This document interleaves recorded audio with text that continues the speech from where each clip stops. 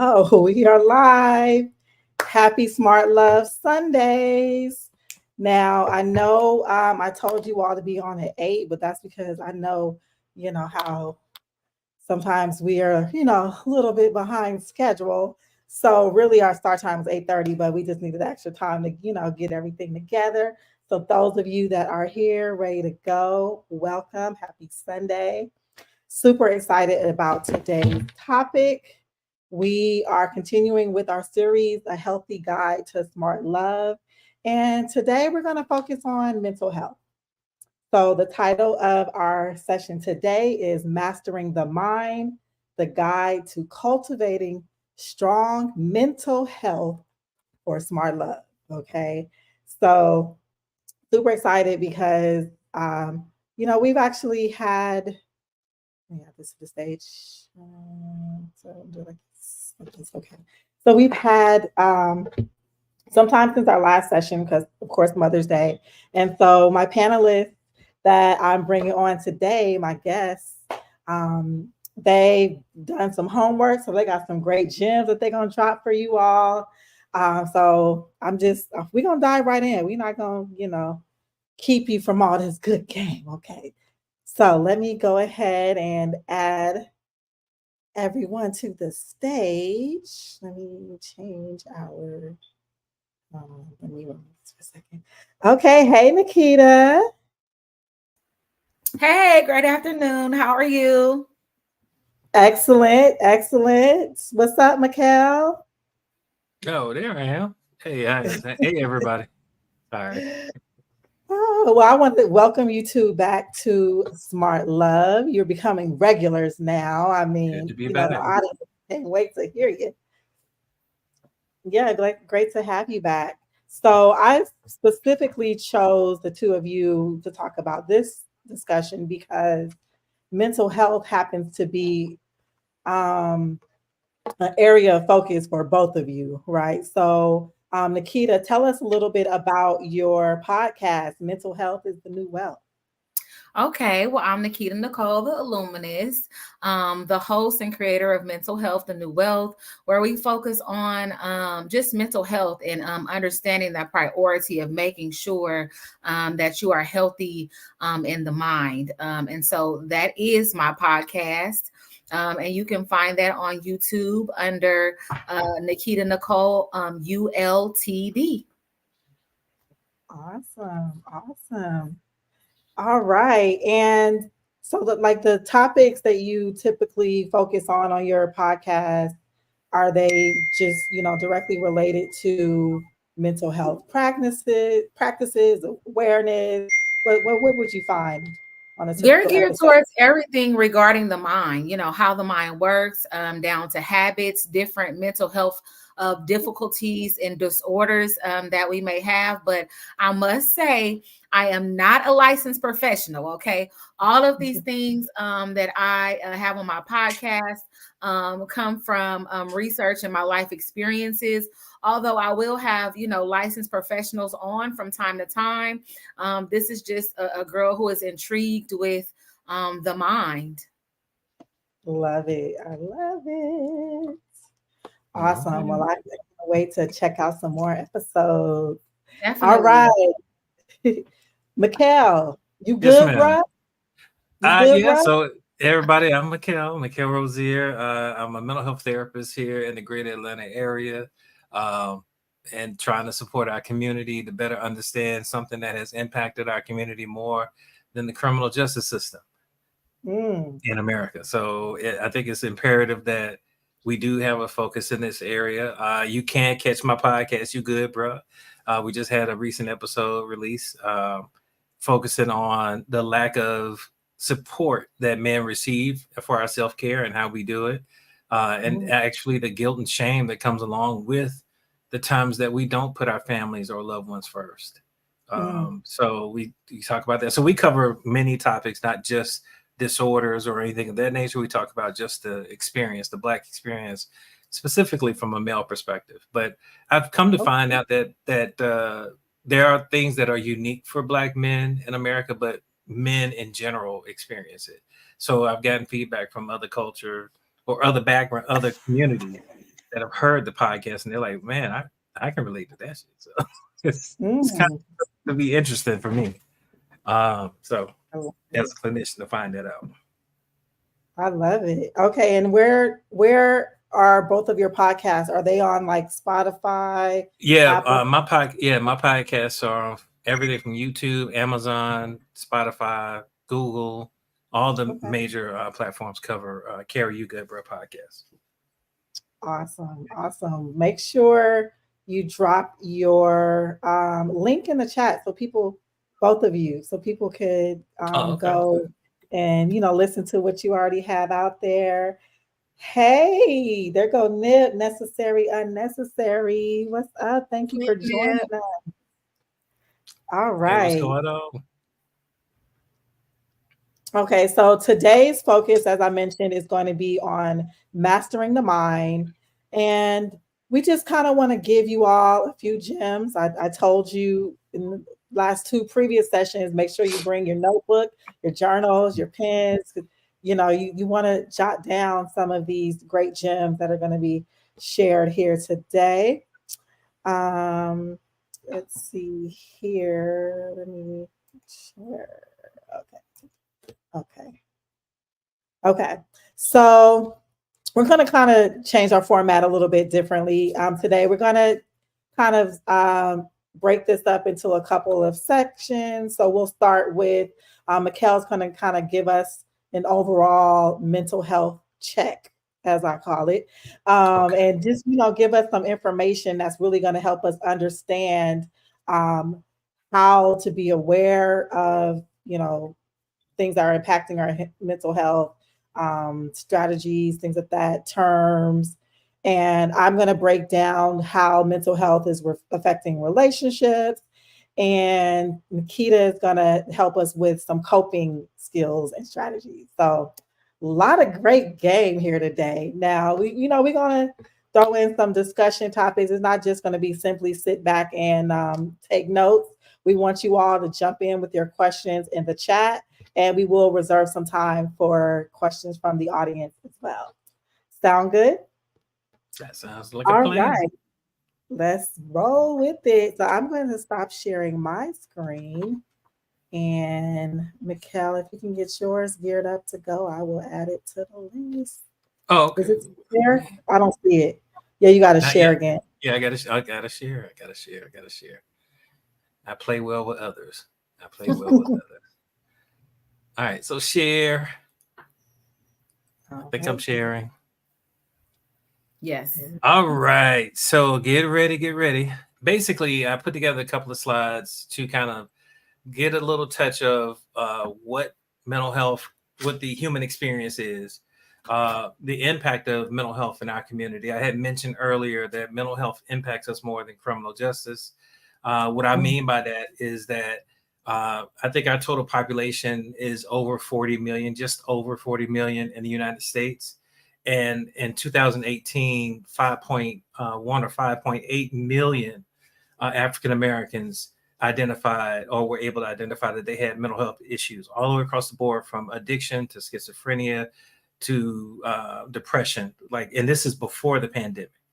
So you can imagine that number might have went up. So more than 10% of our population were impacted by mental health issues that we still seem to be just figuring out what it is. So part of the struggle in our community is what we call, you may have heard the term emotional intelligence.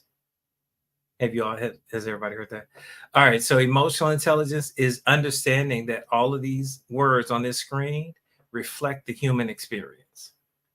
And whether or not you can identify with some of this stuff is really going to tell whether or not you are aware of this experience. So in the middle, basic feelings: sad, mad, scared, peaceful, powerful, joyful. Anybody can understand that. But when you start going out into tier 2, you may say, oh, well, I understand that. I can get with that. But when you get to tier 3, do you know what it feels to be remorseful, apathetic, responsive, discerning? Do you know how to express those things? Some people do not. But when we do learn it, we are able to communicate better and therefore have better relationships, to bring it full circle back to what we're doing here, right? So the topics I want to cover is what is stress, the chemistry, like we're puppets on a string, and I'll explain that in a minute. Black mental health, because I'm Black and I'm in mental health, so I want to talk about me. Signs of trouble. So here that we're going to talk about the things you may see when you're in trouble and you may need to seek help, and brief overview of coping skills, because I know Nikita's going to go into detail with it, but what kind of therapist would I be if I didn't have it in the slides, right? So real quick, what is stress? That's just the body's response to any type of stimulus, whether it be internal or external. It is a function of the body. So without stress, we would not be alive. And I'll explain what that means. So you can't say I want a stress-free life, because that means you ain't living. So here we go. I mean, stress has a purpose, right? So here's a basic pyramid, Maslow's hierarchy of needs pyramid. If you went to college, you definitely saw this. But basically, Abraham Maslow is a physician that kind of broke out what it is to be human, like the actual, how should I say, what drives us, right? So physiological needs, you have to attain all of these things before you can go to the next level in the pyramid. So in other words, you're not thinking about security and safety if you're hungry. Mm-hmm. You'll go out into a war zone to find something to eat, right? But once you establish that, then you're trying to find safe spacing. You're not thinking about making love if you're getting shot at, right? So if you establish security and safety, then you can start looking at intimate relationships. And you can read it, but you see what I'm talking about, right? Right. Self-actualization, which is where we think we are, is when we kind of have this what's the meaning of life conversation. You're not really thinking of that if you haven't established the previous 4 spaces. So this is just kind of setting you up to what's your motivation. Okay.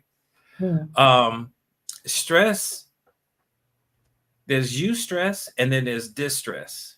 Eustress is the things that keep you alive. So nutrition, as you can read, problem solving, physical activity. Those are the things that make you human and keep you pushing along, right? But when you start layering on this next level of stress, life gets a little bit more difficult, does it not? Mm-hmm. And this is stuff that's in your direct control, right? These are choices. These are things that are impacting you directly that you're literally, I guess you could say, deciding what to interact with. But then we add in latent stress. These are things that are kind of out of your control.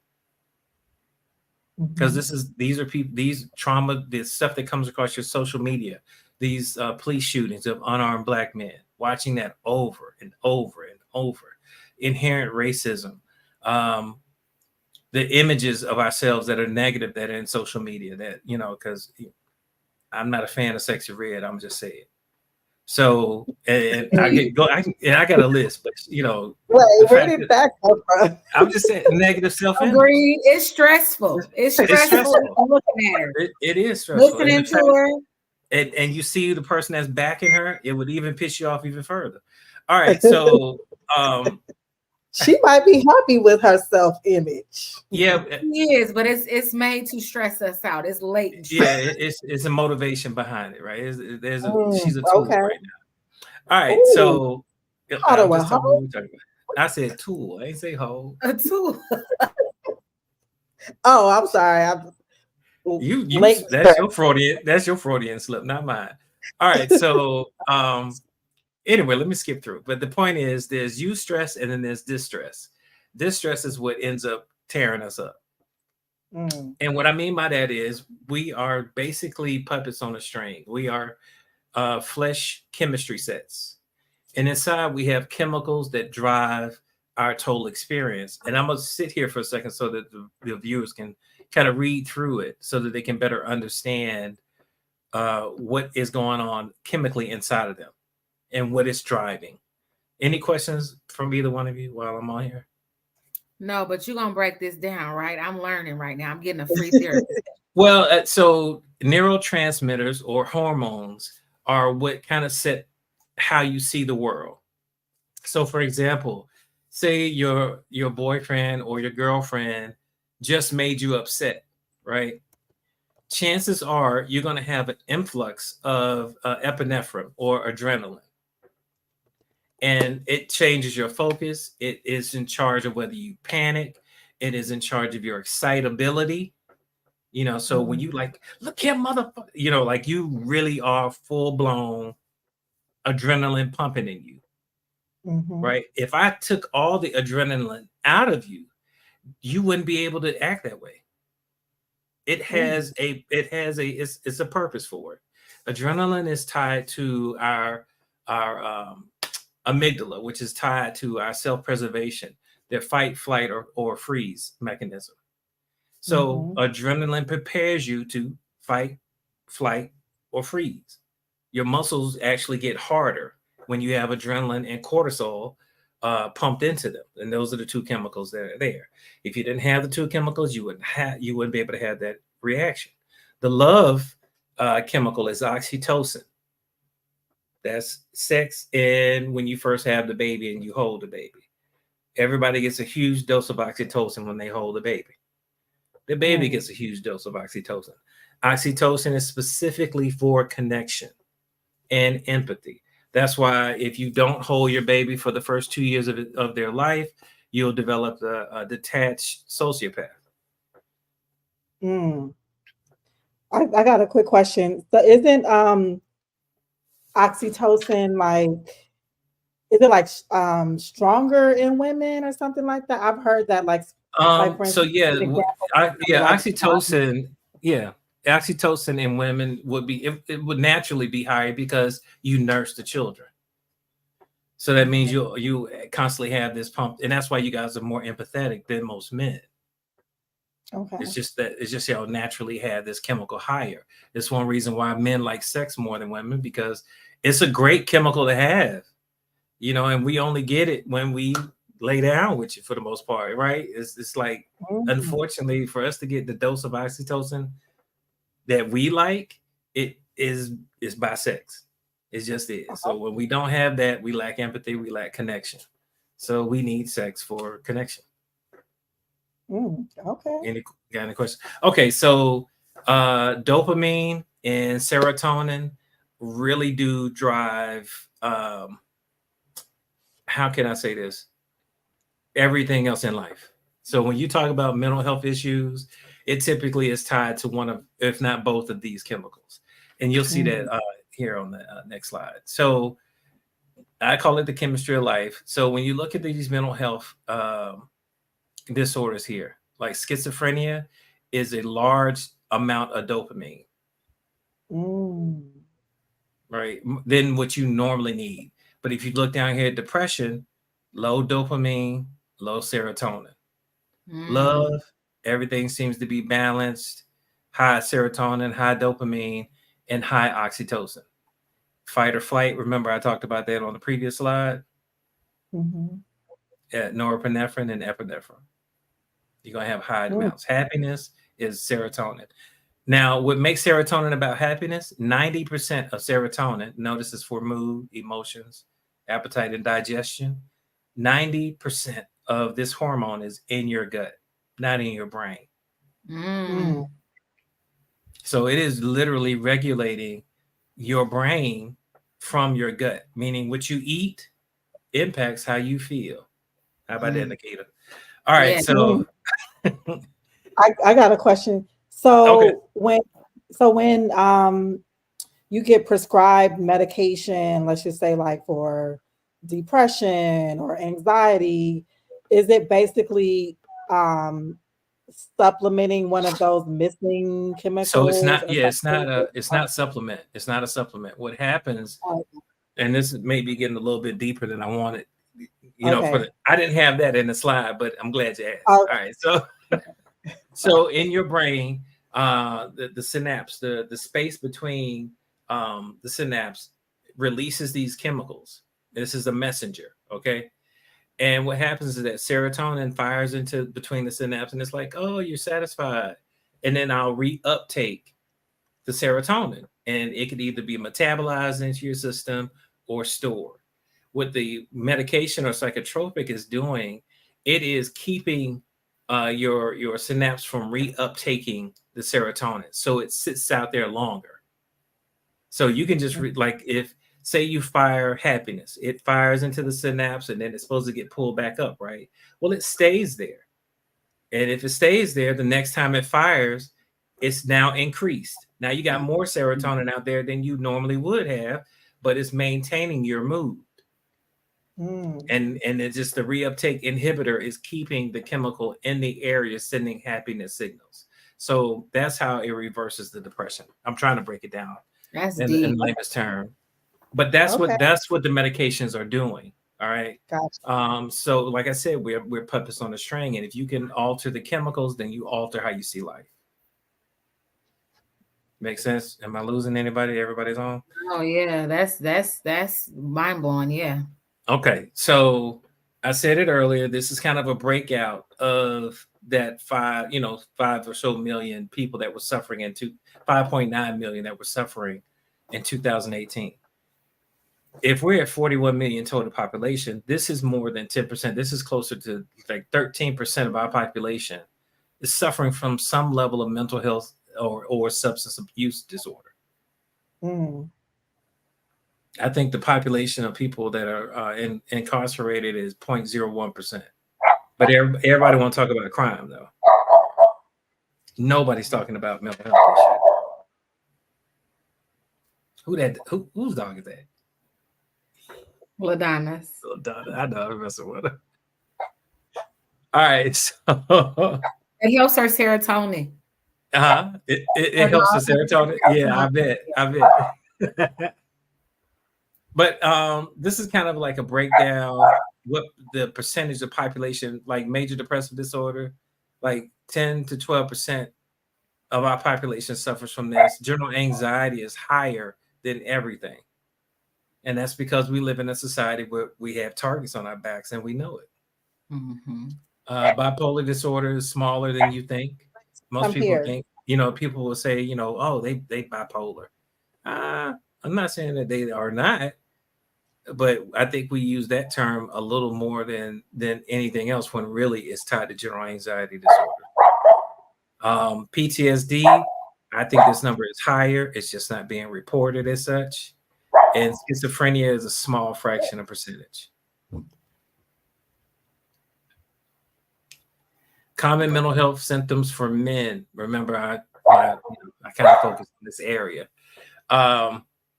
When we are suffering from some type of mood disorder, we tend to be overly aggressive, difficulty focusing, obsessive thinking, persistent low mood, or persistent high mood, not necessarily bipolar, and unreasonable fear. I kind of want to hang on unreasonable fear because a lot of people don't understand what that means, right? So if say, for instance, like, for example, in Georgia, this is an open carry state, right? Is it unreasonable to carry a firearm? No. Yes or no? Well, definitely not these days, right? Now you got to wear them when you go to the grocery store. Right. However, is it unreasonable for you to carry 3 firearms on one person plus ammunition? Yes. Right. So unreasonable fear. So when we overdo it, it's when we take it 2 steps further because we are thinking about the worst case scenario. So unreasonable fear is really subjective, but for your loved ones, you should know, you could tell when somebody that you love is kind of getting too far gone. There's a physical manifestation when we have mental health issues, and they are chronic headaches. Definitely if you suffer from general anxiety disorder, constipation, horrible sleep, and little to no energy. The raised heart rate, high blood pressure could be genetic. However, if you have any of this, I want you to get checked out by your primary care physician, and then after that, a mental health professional. Some signs of activities I think is important. With the rise of HIV in the younger population that we have here in Atlanta, higher risk sexual activities. This is a sign that we are having some mental health symptoms.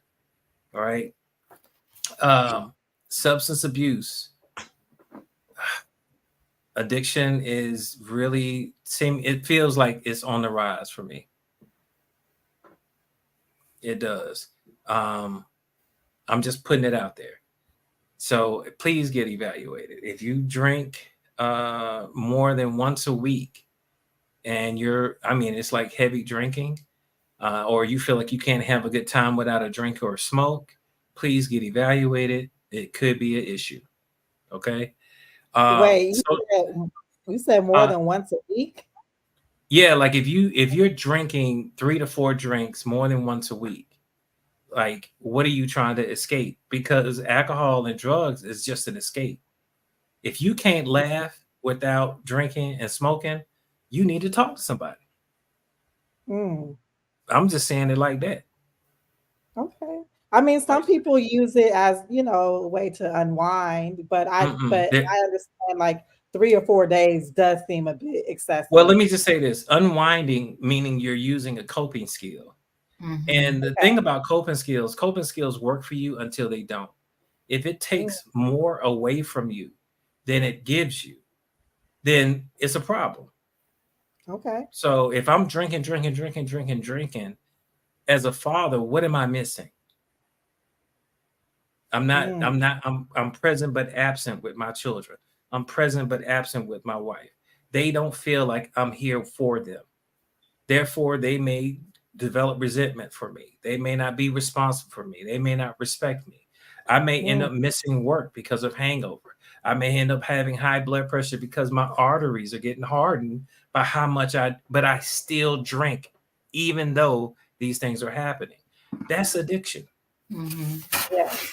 All right. So that's what I mean. So I understand, like it's starting to affect your life, and like I like how you broke that down with those examples, because because just off the bat, like just thinking like, okay, if I like to have the wine, a stressful day, does that mean I have a mental health issue? I'll be honest with you. I'm gonna tell you, in treatment facilities I worked in, it was way more women than men, and it was driven by having to wind down wine at the end of the day because they ended up becoming bottles, and a bottle becomes bottles with an S, and then you're not managing your house, you're not managing the relationships around you because you're disconnected from them. That's the problem with smoking and drinking as a coping skill. It does work because it turns off your amygdala, which means you don't think about the stress, right? The distress. You know what I'm saying? You might still be hungry, but you're not thinking about the boss that pissed you off or who cut you off in traffic. It does work until it doesn't. Mm-hmm. And that's why you got to develop new coping skills. You can't just sit there with it. Lastly, socially disruptive behavior. Emotional intelligence. Here's a chart. I saw somebody comment fly by about emotional intelligence. So for them, I'm going to sit here for like 10 seconds. I think Nip was asking what was the best book to read on emotional intelligence, but I'm going to tell you, Nip, first start by taking a screenshot of this and let Mikell break that down. And then, Mikell, if you could recommend a book. Yeah, I got to think about that. I mean, the books that I read are scholastic books. They're not like, they're not like great stories with them. Like it's not. It's like textbooks. Right. These are textbooks.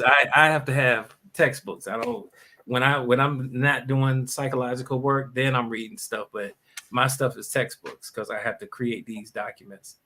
But low emotional intelligence, meaning this person does not have the capacity or the vernacular to express themselves. So they choose what's common for them. Like since I work a lot with men, we are raised to believe that you can't cry, but you can show aggression and you can show happiness. These are two emotions that we are allowed by society to do and still be considered a man. Which means our behavior, because it's dualistic, will seem very childish. Does that make sense? So aggressive, bossy, confrontational, poor listener, selfish, always got a smart mouth, very resistant to change, um, hard to please, and perfectionist. These are all attributes of someone with low emotional intelligence. Mm. I'm gonna let that sizzle in your spirit for a little bit. It also sounds like a And it's narcissist. sizzling. Is Well, that a let's be no, but mental illness? so narcissistic personality disorder is not narcissism is in everybody. Without it, we wouldn't even have this podcast. Narcissism is basically your driving towards your passion, things you want to be good at. You want to be the best at what you do. That's what narcissism is in your personality. To be the Mm. best, you have to believe you're the best. If you believe you're the best, then you can't be wrong. Now it's becoming a disorder. A lack of accountability is a sign of narcissist, right? But there are other attributes to narcissistic personality disorder that have to be in place. And I think that the scope of what we're doing here is really not a safe place to go into that. But just understand that everybody has narcissism. It's like I a have volume switch. heard that before. Yeah, Wow. it's like a volume switch. It goes from 0 to 100. And as you turn it up, it gets too loud, right? And when it's too loud, it's bothering others, right? Uh-huh. The person with the personality disorder is their volume is at 75 to 100. And everybody's like, yo, man, you doing too much. You too much, man. Like it's a problem. So that's how you should see attributes of your personality when you say it's a disorder, is that everybody's volume switches are different. And narcissism in your personality gets too loud to where you can't ever be wrong about anything. You don't know how to apologize. You're unempathetic. It's really kind of it's kind of sociopathic. So it's like you all the rules apply to everybody but you. Mm. The previous leader of this country is a pure narcissist as a disorder. That's a If you need disorder. a visualization, that's he has a couple of diagnoses, but he's a good illustration of that. Mm. Mm. This is a person that claims to love but doesn't really know how to express love, very superficial, never wrong, everybody's against them, that type of stuff. So yes, to answer your question, LaDonna, are these attributes of someone that can be narcissistic? Sure.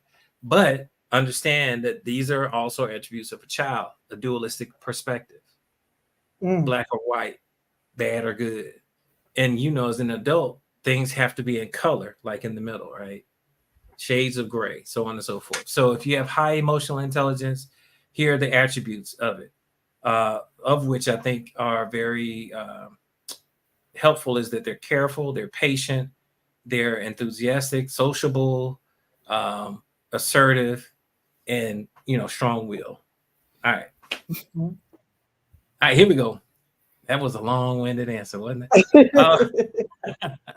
We mentioned maladapted coping skills earlier. Notice that drinking and smoking is here. Food, we're going to talk about that in a minute. Trivializing or intellectualizing, that's the other thing. Like we'll make arguments that really don't jive well with what's going on. Like she cheated on him because he cheated on her. Well, how is that helpful? You know what I mean? Like that's still destructive, Mm-hmm. but it makes them feel better. I got a hall pass, that type Mm. of ish. Displacement is very common. And then our favorite, petty, which is passive aggressiveness. Procrastination is a coping skill, in case people didn't know. It's not about being lazy. So please check that. Let's see. Any questions on this slide? What? There's one that I don't see on here that was just kind of brought to my attention that this could be a coping mechanism is sexual addiction. Yeah, I mean, having sex That could is be covering definitely, up some mental. well, it's an escape. It's a type of escapism, just like smoking and drinking. So process addictions. I think I had a slide back that mentioned process addiction. I didn't really go into it, but like staying ridiculously busy, workaholics is a word for real. Anything that helps you not deal with reality Mhm. is a maladaptive coping skill. Got it. All right. Got it. Here's a quick one. I'm gonna get off the screen, Nikita. Hold on. No, Anything you're fine. This is lovely. do you want to talk about anything? Anything on here resonate with you? Go ahead. Okay.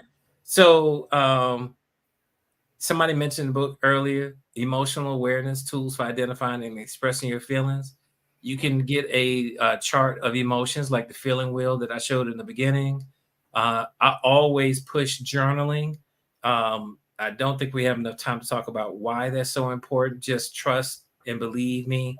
If you're having issues, journaling is the first step to coming out of that space. Um, so bring some writing supplies. If you're an artist, draw, so on and so forth. So um, self-soothing is something that is a technique. This particular one technique is where you activate the five senses of the mind. That way you are distracting the mind from whatever the distressing thought is or distressing situation is. Okay. People always talk about mindfulness, meditation, relaxation, recording, so on and so forth. But I tend to put my black flavor on it. One of my favorite things to do is to make a playlist of your mood that you want to talk. Like if you're depressed, put a playlist together of depressing songs. And it got to be your joints though. It got to be ones that you like, man, I love listening to this one. I used to love and no shit to Sade, but you know, I got introduced to Sade when my grandmother passed. So that whole vibe of stronger than pride, that energy helped me heal as a kid because she's talking about some serious stuff and I was able to extend it. So I tell my sisters and brothers, make a playlist um, as a mindfulness exercise. Let me see. Of course, I'd be remiss if I didn't talk to you about a crisis plan, um, a therapist on dial, the crisis team, or hotline for the state of Georgia. And of course, it would escape my mind the number to dial for a crisis line. I love getting older. Um, Obviously, family and friends are there for your support. They may not necessarily understand what you're going through, but they love you enough that they want to see you through it. You know, if that's just to hold you while you're working for it. An opposite action. If you feel sad, watch a comedy special. If you're mad, go work out. Do the opposite action. I mentioned friends. How many of us have them? Mm-hmm. So, what do you? Somebody tell me that just saw this. What is the purpose of acquaintances? Why are they so important? Why are acquaintances important? Mm-hmm. Because there are people that you meet when you pass, in your day, every day.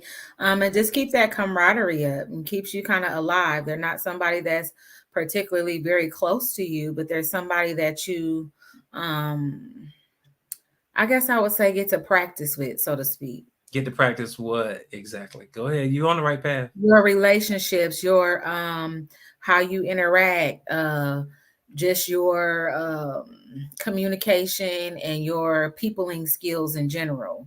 And what type of communication? You almost there? Social. Do you cuss at them? Sometime. I ain't talking about somebody in the traffic. Oh. What you cussing at acquaintances for? Oh my God. No, like people that okay, like so just people in passing. No, you don't cuss at them. That's an acquaintance. This is somebody like if you stay in an apartment complex, you recognize their face, you may not know their name, but it's like, Right. but it'd be like, hey y'all. Emotional connection with them. It is literally, I recognize you and I'm gonna be friendly. Mm-hmm. That's a good feeling. That's an oxytocin feeling. So if you're going through things, acquaintances, just getting out of the house, being out in the world can help you come out of depression.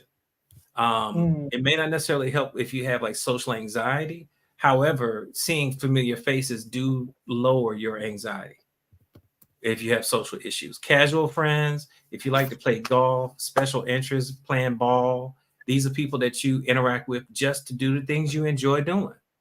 Thank you, Nikita. Close friends, obviously, these are people you hang with. You can cuss them out, they can cuss you out, and y'all still be friends. And on the top of the pyramid are intimate friends. These are the people that know where the bodies are buried. And you know where theirs are, and they know where yours are. Y'all keep it real, and they want the best for you. Some people got people that are close to them that should not be close to them, and I'm gonna leave that right there. Process of change. If you have somebody in your life that you know needs help, you need to understand what stage of change that they're in. In therapy, we talk, or in psychology, we talk about pre-contemplation, contemplation, preparation, action, and maintenance, especially when we're dealing with addiction.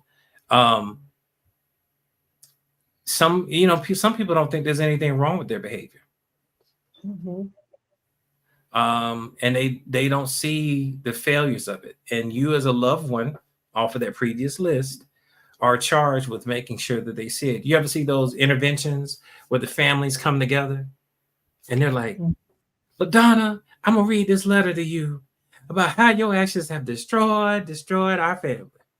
They're talking to somebody at a pre-contemplative stage. And the goal is to get them to contemplation, and then get them to preparation, and then to action, right?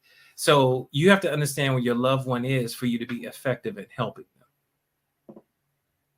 And that's the only purpose for the slide, just so that you can understand why they're not moving if they're not moving. In summary, it's not the burden that kills you, it's how you carry it. Most people try to heave, and walk with it on their own. They compartmentalize it. They keep it to themselves. I tell anybody every day, the only way you can heal an open wound is to give it some light. It needs some sun. You can't just bandage it up and think it's going to heal back properly. You got to have sunlight. You got to put a spotlight on the issue, or else it's never going to heal properly. And that's pretty much me. That's all I had. I got references there for those who are interested. Is my email address and my link. Y'all tap in. And that's it. So I'm gonna stop sharing. Where did Donna go? Sorry. Okay. All right. I was saying thank you. Okay. All right. No, thank you so much for that, Mikell. Oh, that wasn't too much, but that was perfect. Not at all. Yeah, that was a great lesson. And I think that you covered a lot that I feel like kind of sets the stage for the rest of our conversations. Because I know like we use the term mental health a lot without really defining like what that means and how it shows up and what it looks like, and how to understand when someone is dealing with these issues. Some of these things that we start to normalize, like that's just, it's normal to be, to use things to cope with your stress. It's normal to, exert these type of personality traits when you're upset, So I think that the way that you broke it down really kind of gave us a little more insight into what we're talking about when we speak on mental health. So thank you. No, my pleasure. Yeah. Okay. So Nikita, did you have any follow-up questions for Mikell? Follow-up questions. I had like just a little tidbit. You know how they say back in the day in church, I was getting ouched. So it was a whole lot. I was looking in, I was like, "Ooh, that's my house right there." Like, I'm gonna tell you something. If there's any consolation, I don't know many mental health professionals that didn't have issues. For me, mine was general anxiety disorder and anger. So I had like anger issues, and I didn't realize it, Mm-hmm. and my narcissism at that time was, I erred on the side of doing the right thing. And what's wrong with y'all? How come y'all ain't doing right? This, that, and the third. Like I always had the sermon for you, but I wasn't taking ownership of how I may be affecting others. And I was hurting a lot of feelings, and I have no remorseful feelings about it. Now that's narcissistic. That is narcissism in a classic case. But the reality is that as you figure out who you are and you develop who you remember the stat that I showed you that said like 40%, 31% of our population suffers from anxiety disorder. Mm-hmm. If you're anxious, you are not in a state of learning. Mm-hmm. Go back to that pyramid. You are stuck there. So most of us don't even know who the hell we are. So we develop these coping skills to kind of manage the stress that we get, because I don't know what is the proper response for somebody saying something slick to me. Should I just walk away, or do I need to do something else here? Or you know what I mean? Like we haven't spent time as adults, as children, learning who we really are. What are our true value systems? We live by rules and regulations of the system that we then create. And we are magical people, so we're able to survive and thrive in it to some degree. But I don't think this is how we were intended to be living. Correct. Right. Yeah.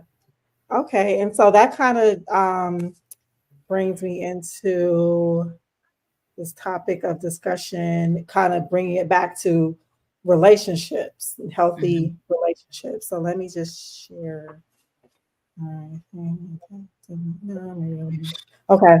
So when it comes to, oh, this is small. Hold on, my glasses on. Excuse me.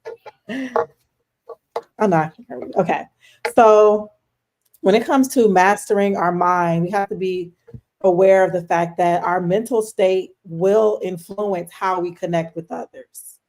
By understanding and managing our thoughts and our emotions, using that emotional intelligence that Mikell, kind of broke down for us, can help us to create deeper, more fulfilling relationships. So the goal of today was really to kind of uncover some of these key mental mastery strategies, to better understand mental health issues and how it shows up in our relationships, and how us actually tackling some of these issues and finding better ways to cope and manage them will help enhance our relationships. Here's a quote from William James: "The greatest weapon against stress is our ability to choose one thought over another." Mm. That's thinking. Our ability to choose one thought over another. The glass is half empty versus half full. I'm gonna go off versus I'm going to. Oh no, I'm going off. No, Then I go off. Nothing. right. Some of the impacts, these are just some statistics that I pulled up. Some of the impact that mental health has on relationships. Of course, it attributes to the higher divorce rates. Nearly 50% of marriages where one partner has a bipolar disorder can end in divorce, just for example. It can cause breakdowns in relationships. About 60% of people with severe mental illness report that their condition negatively impacts their relationships. There's no, surprise there. It can cause, strain in relationship. It could lead to, misunderstanding, not being able to communicate, just all of these things would be, negative impacts on a relationship due to mental health issues that go unchecked. Couples with mental health conditions report they have lower relationship satisfaction. Oops. And it may not even be due to anything that their partner is doing. It's just that, these mental health issues that they are facing negatively impacts how they feel about their relationships. Um, their partners can also experience significant stress due to the mental illness. And it just caused significant dissatisfaction on both sides, which of course causes discourse in relationships.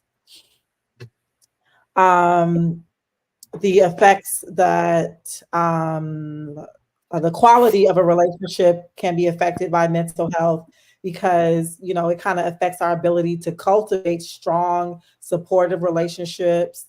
um it can affect our ability, to bond, the nurturing that typically, goes along with the relationship, that, person is expressed dealing with mental illness, that, might be hard for them to even do something that, should come naturally.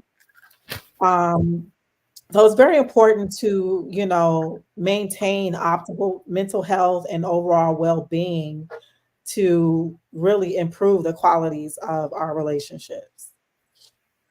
Just some points here, having supportive partners that can help you, provide resilience, especially when you're going through, these hard times.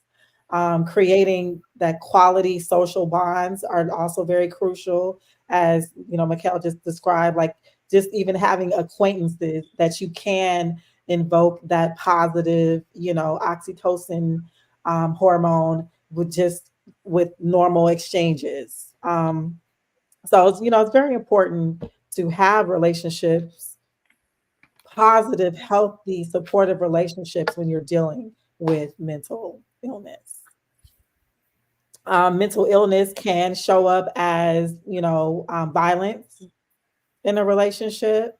Um, you know, some of the statistics here show that 45% of women and 25% of men with depression or anxiety have experienced some type of violence, whether it was um, inflicted on them or that they were inflicting on others. Having a poor mental health can lead to like a vicious cycle, you know, of you know uh, violence, where it's just say someone is in a situation that they're already kind of experiencing some type of mental illness, depression, something of the sort, and then now violence is like inflicted on them or vice versa.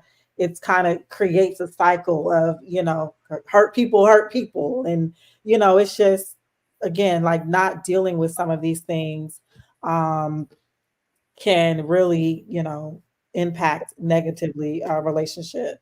The holistic approach is all about, addressing both the mental health and, physical, outward, like emotional, verbal violence against, someone that you're in a relationship with.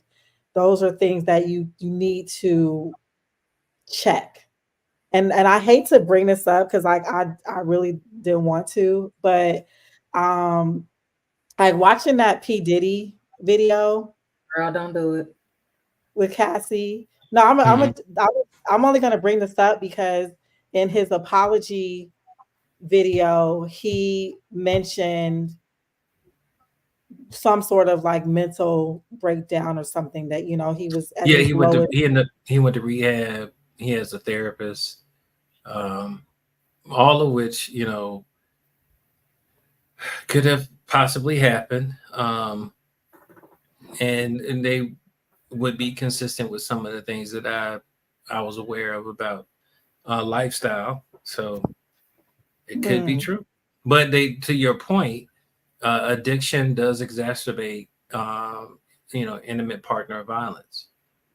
So mm, it plays a part. That relationship was what, 10 years old, 10 years old Mm. relationship. So mm-hmm, It was, of you course, know, over a long period of time. long Yeah. period of time. Like the actual video that's out, it's been so long ago he can't even be charged with a crime. Really? It's outside the statute of limitation. Okay, well, so that brings me to our discussion. I'm sorry, I didn't mean to drop that on you. No, I know. Gonna like, damn. It's like, lock his ass up, okay? Lock his ass up. Damn. Who was Zaza's look? Okay, so my only thing is now, like I agree, Mikell, like all that could possibly be true. You know, he was going through something at that time. He's thought, help, and he's, now a better person for it. But what advice would, and either of you could jump in here, like what advice would you give someone in a relationship, in a volatile relationship like that, with someone that has some sort of mental, issue that is going unchecked? Like, is it, through sickness and health, and in health, this is the sickness part. We gotta, help each other through it. Or, what I'm saying? Like what advice would you give someone? Like, is it, try to help them get help, save yourself? I'm not a doctor, and I keep on saying that I'm not a doctor, but not having been in a relationship as such, that didn't just start off like that.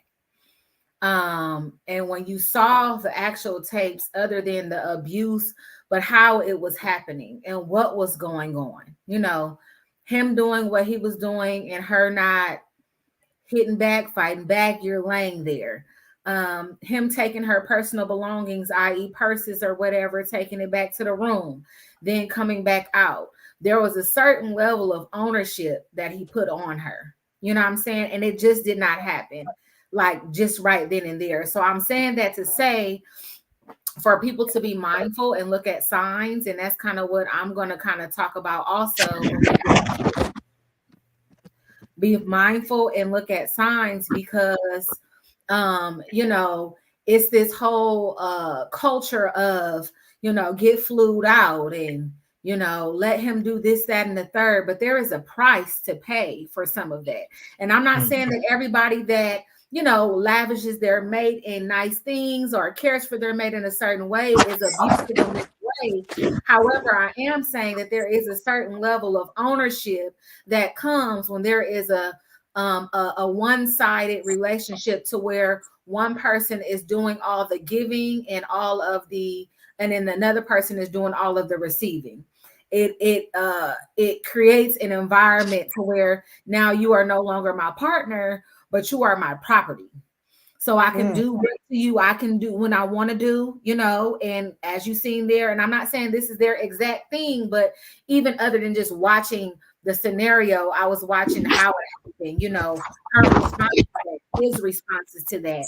So it was more than, just that, but she was his property. And so I'm just saying all that to say, you just need to be mindful of when people do things, you know what I'm saying, why they're doing them.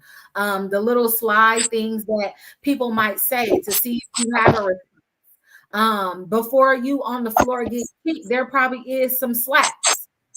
There probably is some chokes. There probably is some isolation.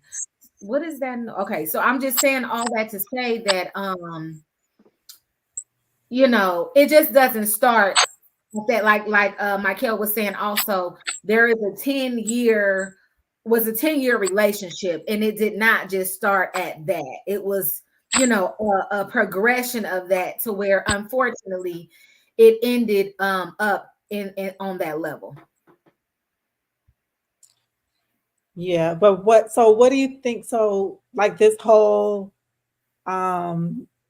not excuse but like his reasons thing, like, and I hate when people I can't apology, but to that level, you can't say, of course, and no shade to the man, you feel me? But of course you get on there and be like, I had some issues. That was clear. That we understand that you had some issues, but that still does not mean that you can put your hands. That means go to the gym. That means get into kickboxing. That means get into NFC fighting or something else. That does not mean beat your girl to that extent. You know what I'm saying? So of course, in defense, he's gonna say, brother was tripping. I didn't see apology, but I had some issues, and that's clear. We understand that you got some issues, but there's ways that you can choose, like you said, being a choice.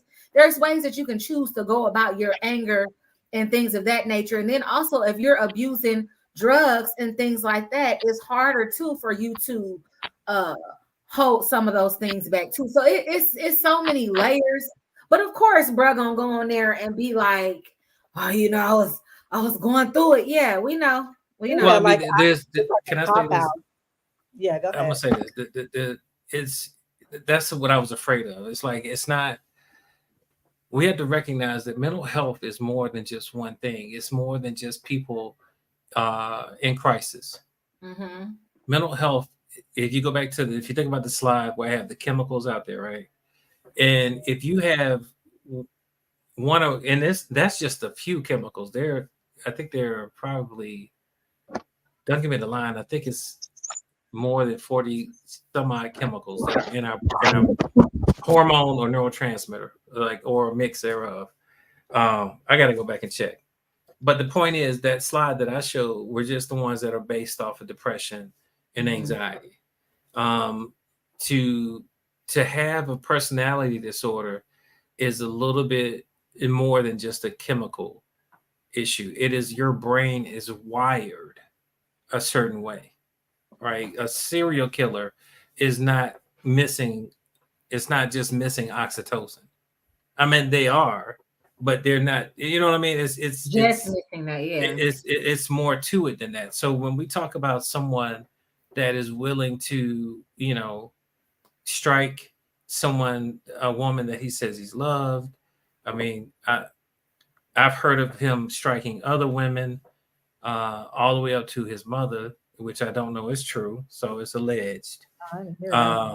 So yeah. I don't know if y'all familiar with Gene Deal, but Gene used to be his primary security guard till he wasn't. And he's been talking about this stuff for years before any of this came out. But the point is that when we're talking about disorders that are personality, there's more to it. Yeah, he probably did go to rehab. Yeah, he probably does have a therapist. And he may be on some psychotropics. Hence the rebranding of being called love. Like he may be trying to take a different path than the one he had previously. But at the same time, personality disorders are not curable. They're just, it's with you forever. So it's not giving an excuse for him to say he has a mental health issue. It really is a fact of life, if you will. It's just like if someone told you had cancer, stage 4, it's gonna be with you for the rest of your life. It's not curable. And it's just, it's not an excuse for anything. It is just kind of helping you understand why something is happening. Would you ever be safe with him as your intimate partner? Probably not. But that's why he has money. Some women are willing to participate, and some men, if that was the case, because there's a bunch of alleged stuff out there for that too. At the end of the day, there's always somebody that has a price. That's the sad part. Yeah. So going back to my question, if you do recognize that there are some, personality disorders that are being shown, with your partner, like, they are treatable. They're not curable. Okay, that's what I was getting to. Like, so that they're not I see curable. that go across the screen. Like, make sure you say they are you could treat them, but you have to treat them for the rest of your life. Like, there's no, like, if I'm depressed, I can come out of depression and be good. You know what I'm saying? I'm in major depressive disorder, right? I can't come out of being a sociopath. If I killed animals when I was a child, and I grew up and I was interested in killing people, that's always going to be there. Do I have the way to manage it? Sure. I could take medication. I have a therapist. I work through my issues. And like you had in the other slide, LaDonna, you have two choices you can make. The one that you initially felt like doing, and the one you said, you know what, I don't think so. Do the opposite action. So that's what I mean. Like when I say it's not curable, I'm saying personality disorders are a lifelong. It's like type 1 diabetes. Mhm. It's with you. It's yours. So don't act like it's not. Yeah. And that's what brother love is. Brother love has to own his ish and manage it that way. Whew, so powerful. So, okay, so did you actually give like what your advice would be for uh, a Cassie in that situation? The Who best thing she did the best thing. She got out. she got out. Yeah, she's not a professional to deal. Who has the skill set? Who is trained to deal with somebody with that type of disorder? I really feel sad, or I feel something for families that deal with that had no exposure to schizophrenia, but then they get exposed to it. Like that's Mm, shocking to most people. You don't understand why your loved one is acting this way, or why they act that way sometimes, but not all the time. Like you don't understand the nuances of it. That's a skill you have to develop. That it's almost like when put it this way. You know how some families they have somebody that develops a handicap or disability. Like you learn over time how to mhm. get them cleaned up, how to get them ready to go into the world, how to get them into the wheelchair, or how to get their leg. Like you learn those skill sets, and that's what families must do. Because you're not going to abandon your loved one. So learn the skills on how to deal with that person. Make sure that they're Right. following their checklist. Did you take your medication today? Did you eat? Did you do your meditation? Did you like, or do it with them? Like be a partner with them. If you're in a love relationship and you know that your loved one needs to work out to help manage their anxiety, baby, you want to go to the gym together? You ready to go walk? You ready to go run? Let's go. I want to talk to you. Let's go for a walk. Get them outside, help them when they are not capable of helping themselves. And that's how you manage mental health issues in a relationship. I love that. That actually, there's a slide that I had here that because I know you mentioned exercise. Mhm. That was high on here. So like these are um, activities that can help when it comes to mental health coping skills. Mhm. And I know Nikita, you're gonna break this down for us. But some of the things that were on the list that were high that stood out to me was like the fact that like exercise is that's a very important activity, self-care that can help manage some of these issues. And then Mhm. also the highest was the having a social support system. I just want I debate that one. you debate that one. Yeah. And there's no new friends culture. Come on. Well, there could those social could be acquaintances. You had a It whole can list of be. I did, but I want you. I'm saying, you know, maybe that's PTSD for me in these therapy sessions. But this whole day, I'm with my day ones. Shut up, like that. What about your day twos, my dude? Like, you know what I'm saying? You talking about somebody you play G.I. Joe? They can help you cope with life. You don't know, you know what I'm saying? They the ones you drinking with. Your day Mhm. ones. They the Have ones you smoking with. bad habits with, yeah. Right. So you need to be locking into them day fours or day fives. People that were adults when I you met look them. at day ones a little differently. I don't just look at like day one from like from day one that when I was growing up. I look at it from like day one of us meeting and becoming friends. That loyalty is what resonates with me. So I could have met you on day two, and Right. you can be considered a day one based on our friendship and how you showed up from day one. So that's just. Oh, look at it. Okay, so Nikita. And I'll have you pull this up later too, because those are some of the things I wanted to touch on. Okay. And Mikell has did an excellent job at breaking down what it is so far as you yourself personally.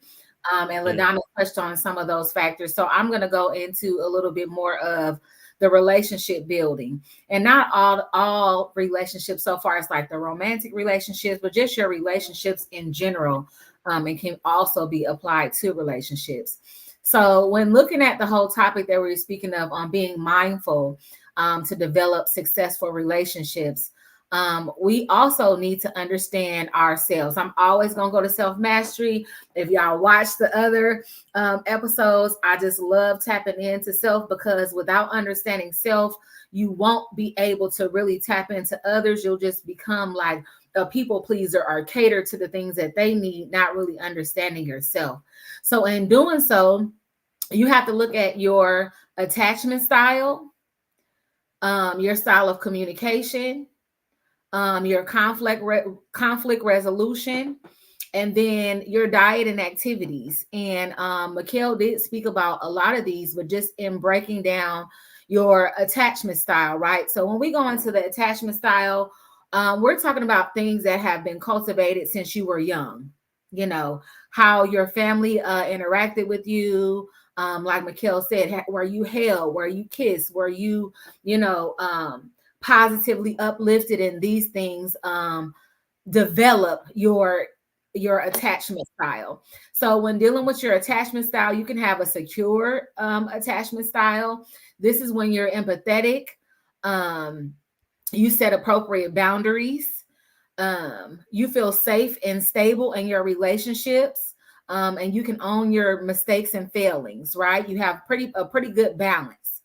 You can also have an anxious attachment style.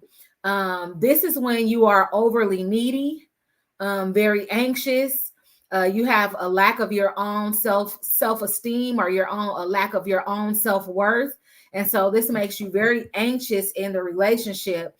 And you always crave emotional intimacy. You didn't tell me you love me today. Or you have to say, I love you every time before you get off the phone. I love you. Like I told you that earlier today. Like you have to, continuously get these things to understand that you are in a relationship with someone who really wants to be with you, because of how you were raised, and, those things that you developed over time. When you have... I got to pause you right there, because I just recognized an attachment style of mine that I was like, whoa. Okay, so for me, like I have to have like positive words of affirmation. Mm-hmm. Like that is very important to me in my relationships. And it's like if I don't have it, I guess I do feel like anxious, like, okay, like what's going on? Like But I think wow. it's natural. There's nothing wrong with that, but it's the balance. Like Okay. if someone said, LaDonna, you're beautiful, I love you so much, and whatever, and then they go off, on their day. Do they have to contact you all throughout the day and be like, LaDonna, you're beautiful, I still want to be with you? Oh, no, How no, you no. like, yeah, it's the balance. So it's nothing wrong with, you needing that. That's a part of your love language and what you need to feel loved and supported in a relationship, or just across the board, because that's just not romantic relationships. You probably would feel away if you got your outfit together and you killing, and one of your girlfriends was like, okay, girl, you wearing that? Like, you'd be like, well, why she didn't say nothing? I think this is, that's across the board. But when it comes obsessive, like, why they didn't say nothing? I told you I loved you a couple of times throughout the day, but in every interaction, every time I have to be reinforcing my love and devotion to you, then that's when it becomes, a really anxious attachment style. Mikell, Okay, did you thank you for touch breaking on that what down. that? I wouldn't. You covered it. Okay. So yeah, it's nothing wrong with that. But as long, I mean, in all of these, everything that we're talking about today is within balance. Like you said, the narcissism, the aggression, the serotonin, all of these things are fine to have. There's nothing wrong with having it. And if we weren't supposed to have these things, we wouldn't be equipped with them. It's when they become imbalanced is the issue. So even all of these things, even the secure attachment style, which is, I guess, out of all these attachment styles, the most healthy. But if you're too secure, then you kind of borderline on the next one I'm going to talk about, which is the avoidance. I'm so secure that I'm not even checking for you. I'm so secure that I know you want to be with me. Like I'm not even gonna go the extra mile. I'm not even worried about it because this is the best place you want to be. So I'm not worried about that. Or you can also, in the avoidant attachment style, you can have issues with being intimate, like so far as intimate closeness. When it's time for you to have those deep conversations, or if a relationship seems like it's passing a certain point and you guys are getting really, really close, you do things to, cause distance between you and that person. You start to have issues with, open communication. You want to kind of keep things surface so that you don't have to get to, now what's food? I'm sorry. Okay. So yeah, you don't want to get too close. And you start to kind of abandon the relationship. These are also people that that things are going on in the relationship and you just will not address it. It's like, okay, I need to talk about this. I need to, can we discuss this? Or even if your partner, friend, or whatever is not discussing it, these are the people that you have done a wrong, or there is a glitch in the relationship. And when they see you, what's up, Mikell? What's up, LaDonna? What's going on? Like nothing has ever happened. Like we skimming right over it. Like it never happened. And because they don't want to address it because they have an avoidant attachment style, I'm just going to skim over this and act like it didn't exist. And so with that, in those relationships, a lot of times the people that are with that person or are friends with that person tend to feel neglected, tend to feel overlooked, tend to feel not heard, because you're avoiding the intimacy that we have in having conflictual conversations or deep conversations. These are the people that I might be okay with you telling me some of your business, but when it comes to you expressing your utmost thoughts or intimate thoughts, you can't even cultivate those, nor do you want to talk about them. So I know your business, but you don't know any of mine. Right. And so when you kind of thinking about it, you like, hey, like, why they know all my tea and I don't know none of theirs? I mean, and that's the thing. So, and that is somebody that has a more avoidant attachment style. And then we're going to go into the disorganized or disordered. So these are the ones that, like Mikell or Mikell was talking about, have unreasonable fear. These are the ones that are kind of all over the place. These are the ones that, it's okay because I know you're going to leave me, or it's all right because I know you really don't want to be my friend, or it's okay.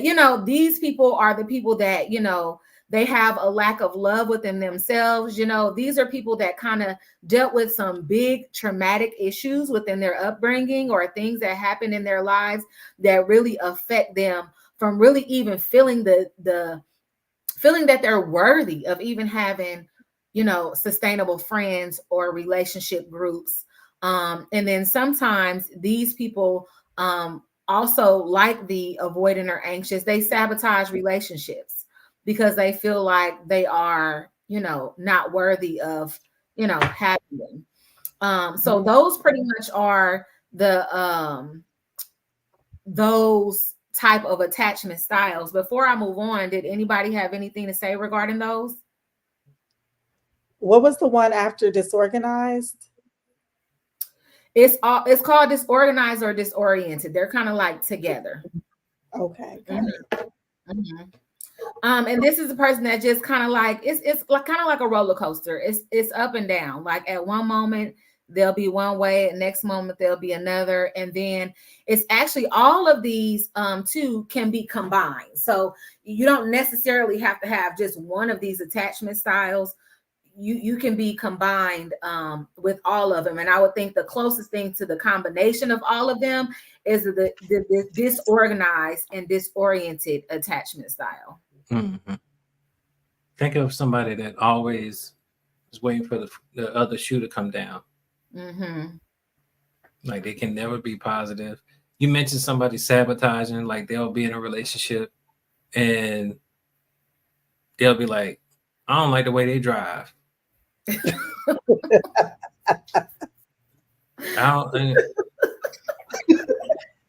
I'm serious. Like they will find a reason to on that low mental, what is it? Right. That low mental intellectual scale. Yeah, they will find any reason to end a relationship because in their mind it was going to end anyway because it's not supposed to work out for me. Because they don't deserve it. Mm-hmm. Right. So, I mean, just looking into these things and really just discovering for yourself, do I have some of these? You know, and we're going to talk about some of these things later on, how to figure this out, how to cope with these. But do I have some of these things? And are these me? But you wouldn't be able to know that if you really didn't just tap into yourself and figure out, you know, how do I relate to others? Or not even that. What do people say regarding, you know what I'm saying, me as their friend or be in a relationship with me? You know, certain things, you know, it can be random, but if several people that you have been friends with or in a relationship with have kind of said the same type of things, then that's something that you would really need to look into for yourself. So we're going on now to the communication styles. So there are about 5 main communication styles. One is the assertive communication style. Okay. This is when you're direct, you're clear, and you're not pushy. Right. So a lot of people that have different communication find this to be offensive because they like to kind of skim over things. Just say, for instance, if you have an avoidant attachment style, you might not like somebody that is assertive because you can't beat around the bush with somebody who is just being straight up and down. It's not a negative thing. This is just the facts are the facts, and I'm just stating the facts, you know. Or when you speak to somebody, this is how you made me feel. No, because you can't tell somebody how you made them feel. You know what I mean? So if you're expressing something with somebody and you're just being straight up and down, just being assertive, I feel like across the board is the best way to communicate. However, you might have issues with being assertive because a lot of people cannot handle that level of honesty and directness. Yeah. The next one we're going to talk about is being passive. The communication style of being passive. If this is a person that's a people pleaser, they're more concerned with others more than what they feel for themselves. And this kind of goes in line with the person that is avoidant to a certain extent because they just don't want to address it. They do not want conflict, even though it might not even be conflict. Just the thought of conflict, they just don't want it. So they're going to agree. What kind of food you like? Whatever kind of food you like. Do you have, favorite? Bark like a dog. These are the people that have pretty much a passive communication style because they don't want to ruffle any feathers. They're more concerned with being liked and not being casted out. So they will allow you to kind of run the conversation, run the relationship, whatever it is that you want to do so that you would stay around. And obviously that is attached with, some upbringing and some of those other attachment styles that we talked about earlier. But that is one of those things that is, that goes in line with a passive communication style. We also have a manipulative communication style. So this is someone who is very calculated. I would say that this, if I would, okay, so the extreme of this, y'all, this is extreme, but I would say a pimp would have an immaculate manipulation communication style. And why I say this is because somebody that is in that field, I ain't even gonna call that a career, but somebody that's in that line of work, right? You have to study the people that you're around, right? You have to study them. Can I yell at this person? No, because if I yell at that person, they're going to break down. How do I have to convey what I need to say in order for this person to do this? So if I need you to do a certain thing, I have studied you enough to understand and know how I need to talk to you for my outcome. This is a person that is not interested in a meeting of the minds, comparison, getting both people to have, beneficial outcome in a situation. I'm speaking to you and I'm talking to you in this way because I want to have what I want to have happen. And this doesn't always come in yelling. This doesn't always come in. And it's almost like one of those people that say, oh yeah, when they get cold, people get in a relationship, when that tax check come around, you get these phone calls because they have a manipulative communication style. There is something that I need from you. And so in order to get the things that I need from you, I'm going to talk to you in this way, around this time, because I know that I would have the best outcome for whatever it is that I desire. Would this also be considered like grooming? Like that is, yeah. So you have to be careful. Manipulation in its context is the ability to convince people to do things that they wanted to do anyway.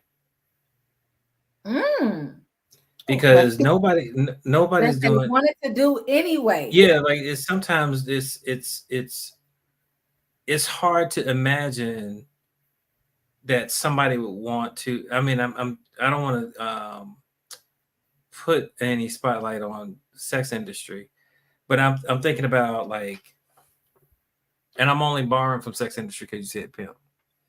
But my understanding of that space, that line of work, is something that's out of desperation in some instances, and in other instances, and I'm not talking about like sex trafficking. I'm talking about like if you watch what was that HBO special back in the day? Pimps Up Hoes Down, Out on the Bluff, up in the Bronx, New York, or whatever. They used to have this HBO special where they went and talked to these prostitutes, and it was just interesting that they wanted to be out there, right? But the pimp just made it possible because he offered protection, so to speak. He also helped manage territories between them. And what it is that sometimes people need to blame somebody else for their bad decisions. And I would imagine that in your example, the pimp recognized somebody that wants to make a bad decision and they exploited it. And I've seen it in personal relationships. Like, we mentioned Puffy and Cassie earlier, and in her lawsuit, she agreed to have sex with X amount of men, a male prostitute, and they were together for 10 years. She wasn't always in his presence. She could have ran a long time ago, right? And I'm not blaming the victim of someone that's been beat, but it was like some of what took place couldn't have all been without her complicit participation. And it's kind of, well, and I'm just saying this to say that we have to be mindful that to be manipulated, there has to be a seed that's already growing. You know what I'm saying? If you call me on some old con scheme, I'm like, first of all, get off my phone. Right. That that's not fertile ground. I'm rocky ground. You can throw whatever seed you want. It's not gonna germinate, bro. Because that's my mentality. That's how headstrong I am. For those that are not headstrong, they tend to have disruptive lives, and this manipulator comes in. I'm putting it in quotes. They come in and they help stabilize disruptive lives. Like I saw this meme or this TikTok the other day, and it was like, I don't want no man to uh I don't want no man to what I can't remember how it was. I just want a man to come help. Can I get some help? And that right there sends a signal to the ones that want to take advantage. Girl, I'll help you. You know what I'm saying? Come on, girl, I got you. What bills you got? What you got going on over here? And that is a deficit position.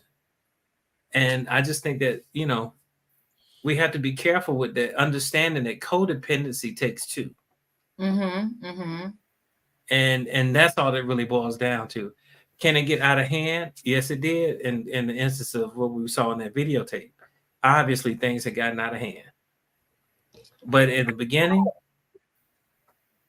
I guess the main thing that I was speaking of is being the manipulator or the person who, like you said, you study, you look at this person, you see where there is a hole. And like you said, there already has to be that seed, yes. But you see where there is a hole and you fill it for your benefit. Yeah, you being out there, you kind of already was kind of maybe promiscuous or kind of was thinking about it already. So it was like, oh, let's make this money. Let me organize you. It's for your benefit. Yeah, let's organize your home. Right. Well, them shoes ain't gonna work. That street ain't a good street, and it's for your benefit. Right. And I would question if every manipulative situation is something that was already that you would want to do, because the thing is with manipulators, they can plant a seed that you don't even know that is what is happening. That's part of the manipulation, right? And it's like, for the example of, I think you used sleeping with multiple, sleeping with the prostitutes or whatever when he wasn't around. Like that does like even if that did happen, that doesn't mean like the manipulation of giving her drugs, like like making her believe that, hey, doing this is like satisfying, saying you're satisfying a need for me, and that's what you want to do. You want to satisfy your man. This is what I want. So, in an effort to give him what he wanted, he has manipulated you into doing something that you would not have done otherwise. Well, first of all, giving somebody drugs is illegal. You can't give somebody drugs and then have them do things, especially in the state of Georgia. Well, I'm saying like but again, the manipulation though. So the problem in our society is a lack of accountability for all adults involved, not just the man or the woman, but both. One of the reasons why cheating is not an issue for some married men is because we don't put ourselves in positions to cheat. You're not going to see me in a Las Vegas brothel. You know what I mean? Like there's no room for that. And so that's my accountability for the role that I have. And that's what I'm saying. Like it's a bad, for example, when there's been infidelity in a relationship, it is a bad response to say it was an accident. I didn't mean to sleep with that girl. I didn't mean to sleep with that man. What? What I'm just saying, but then they'll make it seem like they had no account. They just swept me off my feet. They just this, that, and the third. They'll have all this manipulation, and to me is something that's a little bit more sinister, meaning like you can manipulate a child. That's to me is manipulation. But when you're talking about adult to adult, That's just me giving you permission to do what you want to do and be able to blame me for it. We're gonna have to break this down, so because I'm gonna keep it pushing so we can at least like keep it under time. But I can't even accept. I just can't accept it. And then too, also, I guess I can understand there's a power dynamic. There's a power, a child mind too. Yeah, that's what I'm saying. It's a power dynamic, first and foremost. And I'm saying that when you have a power dynamic, meaning I have a higher intelligence of you, you know, like if you have learning disabilities, I can manipulate you. If you're a child, I can manipulate you because you're going to be disproportionately trusting of me. But if we are two adults, it's hard for me to really fathom how much manipulation is really going on when you're benefiting from the relationship. And just because just because things go left and all of a sudden, you know, it's like they were manipulated to be in a relationship. That is not true. And I'm not talking about Brother Love and Cassie. You know, I'm talking about just in general. Like when things go left, that's when you make a right turn and get the fuck out of there. So let me just be clear. Let me make sure that I understand what it is you're saying. Go ahead. By scenario. So sis is like, I'm tired. I want someone to help me. Dude sees sis. I can help you, sis. I can come in there. Dude comes in. He love bombing. He paying bills. He doing all of these things. So sis is like, woo, I could finally just relax. I finally got somebody that understands me. Woody, woody, woo. But the whole time, dude is like, I am working this for my benefit. Now, the gifts slow down. You can't do the things that you want to do. Now abuse start coming in, and now this turns into a terrible relationship. And you're saying that this is not manipulation. This was the responsibility of sis because she invited dude in. Is that what you're saying? It is mutual manipulation. Manipulation. Okay. That's okay. I done write it down. That's a whole nother topic. Yes, we're gonna have to put a pin in that and come back to it. How you gonna put a pin? No, I ain't gonna put a pin in that. Because we trying to. This is about to be another 3 hours. Like no, it's not. That right there, I can stay on that forever because. But that's what people do all the time. Like, but I'm saying like that. So you have to understand that when you look at, if you take a temperature of our society today, and you take not temperature, but a snapshot. All right. I'm talking about somebody that what you just explained is somebody that is actively promoting, I need help. If a man can't take care of X, Y, and Z, don't even bother me. Right. She eating, her lights are on, all this other stuff. And she's advertising this body, this mind, this is for you. If you could take care of all these things. She's objectifying herself, period. Because she hasn't shown anything else that she's bringing to the table. If I'm not writing a check, she invited that mentality, that control mentality man into her life. That's mutual manipulation. He gets in there. He starts doing all the stuff that she wants. He's flying her out. He's doing all this other stuff. She becomes disproportionately trusting. Because thank God, God has answered my prayers. And then he knocked the hell out of her. Things went left. Right. What should she do? She should leave him. She should go right. If she doesn't. But therapist Mikell, you gotta. Okay, so there's this whole thing of the soft woman era, and we talked about this. Y'all go check that out. Go look at the War on Black Love because those were some awesome episodes. But we talked about as women having to be so hard and independent all the time. And we want to be a little more freer. We want to be a little more transparent and open and saying, you know what? I can't do all of this. I do need help. You know what I'm saying? If you are available now, we're not talking about the city girl motto or the, ice me out. We're not talking about that. We're talking about just a woman just being transparent with, you know what, this load is heavy.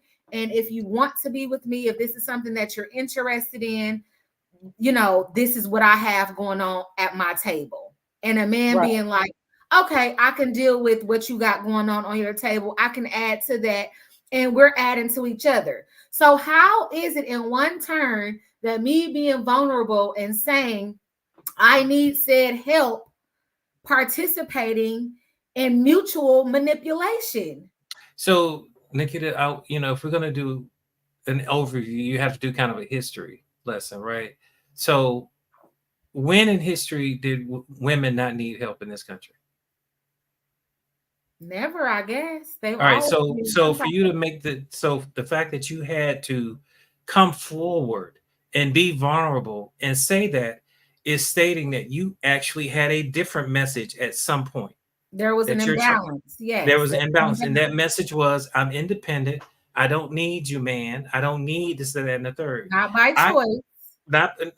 It's a choice to say it. It's a choice to say it. I think that I feel like it's just no, I'm not. I'm talking about the messaging. Like there's different messages out there. Like Courtney had made a comment earlier because she's traveling, and somebody was like, "Well, where the kids?" And she was like, "With their daddy." Like I'm here, they're not here. And then they were like, "Well, who they with?" And she was like, "They have a father," because there's a Reagan era trope that Black children don't have dads. Mm-hmm. Like, why didn't the person automatically think, "Oh, they must be with Mikell"?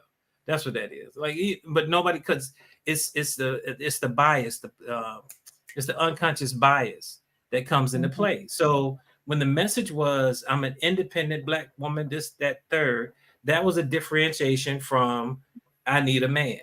Now we made full circle back to "I do need a man." Okay. You have to address the first incident. It's not, in other words, if you made me used to you being independent and I had to get used to that and still be able to still be able to function in our society, still be able to have a relationship, still be able to have children. And now here in 2023, 24, y'all we're going to switch it back up to the soft era. And the man is supposed to be able to correct his tone and attitude as fast as y'all made the choice to go back to soft era is a miscalculation and manipulation. And that's what it boils down to. Like you can't expect people to move at the same rate in a relationship, in a man and woman marriage or whatever. The husband and wife are not at the same place at the same time all the time. Mm-hmm. There's a change and then a correction, but you're supposed to have grace in those relationships to allow for those corrections. There has been no grace. There has been, where are y'all?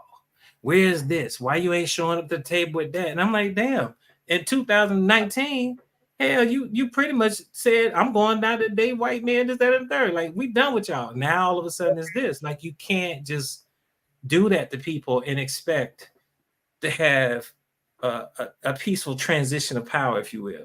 Like, okay, but let's specifically talk about the manipulation part though, because just because the woman has the right to change her mind, okay? So just because we change our mind, that does not mean that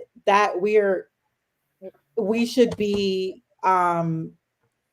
manipulated by a man into a situation based on our wants and desires now. Like pretending to give us these things that we say that we want and desire.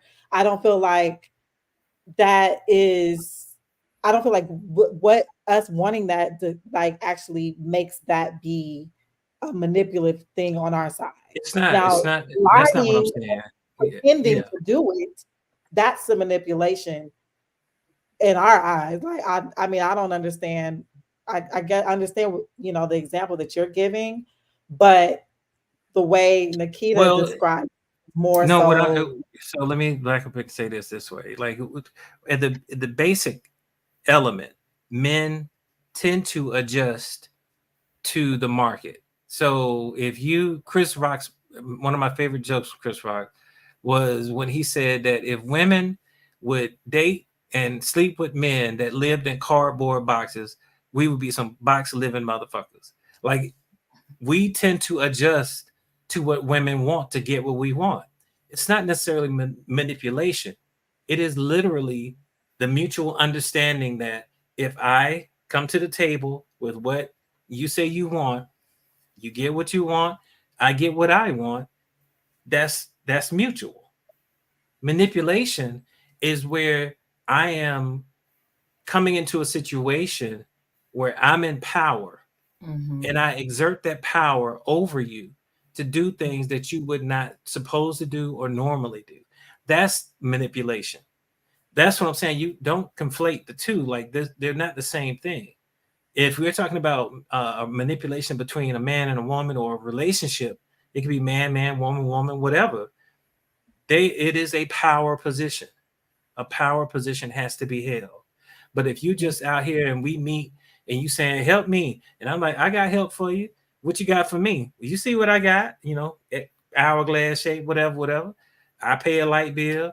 We might have sex. And now you expect for me to continue, but I'm done because that's what you offered me. You objectified yourself and not treat you like an object.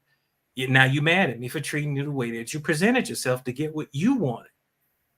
And I took care of what you wanted, so I can take care of what I wanted. That is mutual manipulation. That's not a victim.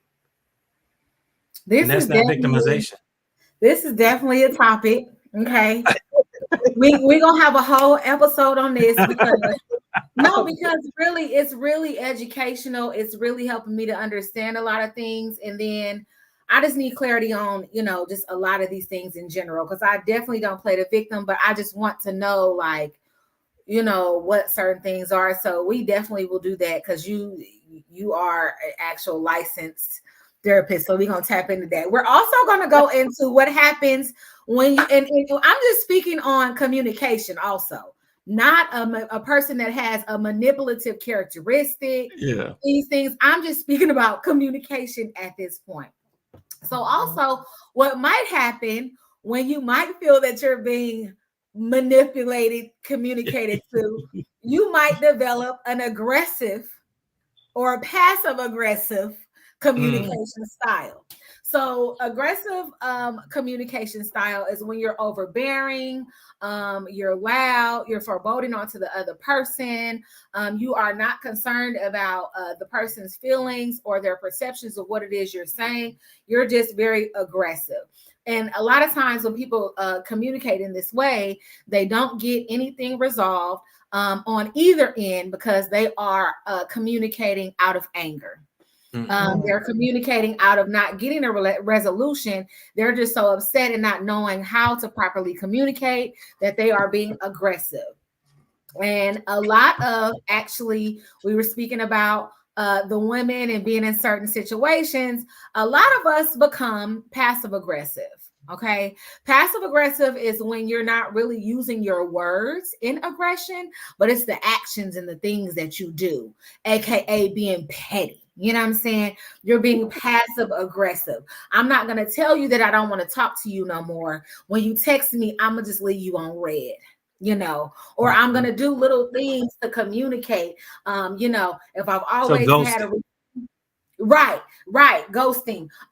It letting you know that there was something, instead of being assertive and letting you know there is something that you did that I was dissatisfied with or disappointed in, I'm just going to ghost you. Or in a relationship, a friendship, you do a certain thing. I call you every Wednesday, or I make your food, I make your dinner every day. But these particular times, because we're going through conflict or something that you feel that is undesirable, ain't no food. Or I'm not calling you, or I'm not washing your clothes, or things that I have developed that this is what we do in our relationship. And so these things are passive aggressive.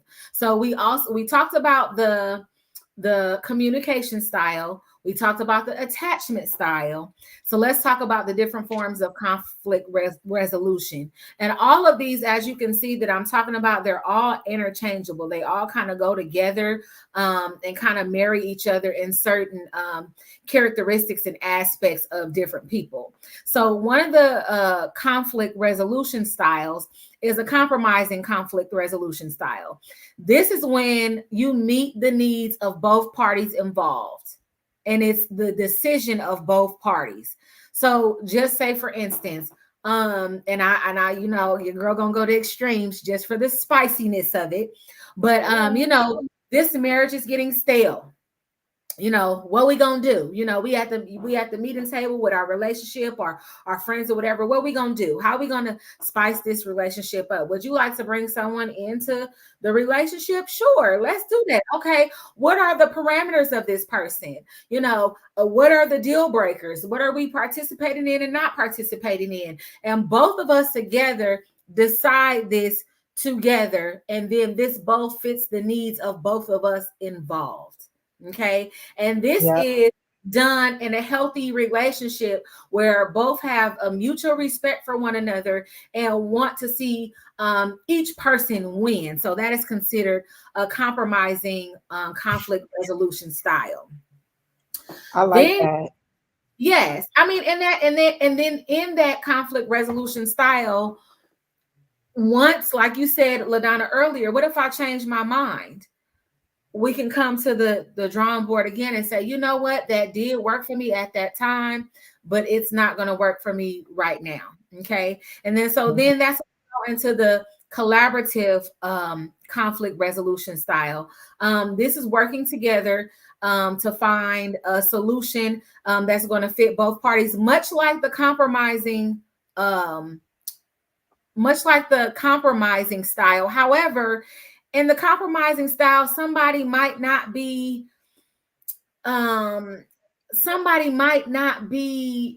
as down with it, but they're okay with it, right? And the collaborative, if it's not okay completely with either party, then we're not doing that. Collaborative, we're coming up with these things together. And if at any moment you're uncomfortable, even in a friendship, relationship, whatever, if you're uncomfortable with this, then we're going to abandon ship and then figure out what we can collab together to make this best for both or all parties involved. Then we go into the accommodating conflict resolution style. So this is when someone puts another person's need over their own, right? This can happen, just say, for instance, if you have a friend that has, you know, certain dietary needs, I'm going to accommodate you and we're going to go eat vegan food. I don't particularly love vegan food, but I like it enough to where if that's what you need to eat and that's what you're doing, that's what we're going to do. Or a person is doing a fast. Okay, so we might not go to an eatery at all. We might go to the park or something that doesn't involve food at all so that you can be accommodated. In a relationship, you might have to work in a certain area or have certain hours. So I'm going to accommodate my schedule to make sure that I can honor and respect your request so that you can get at this moment in time what it is that you need.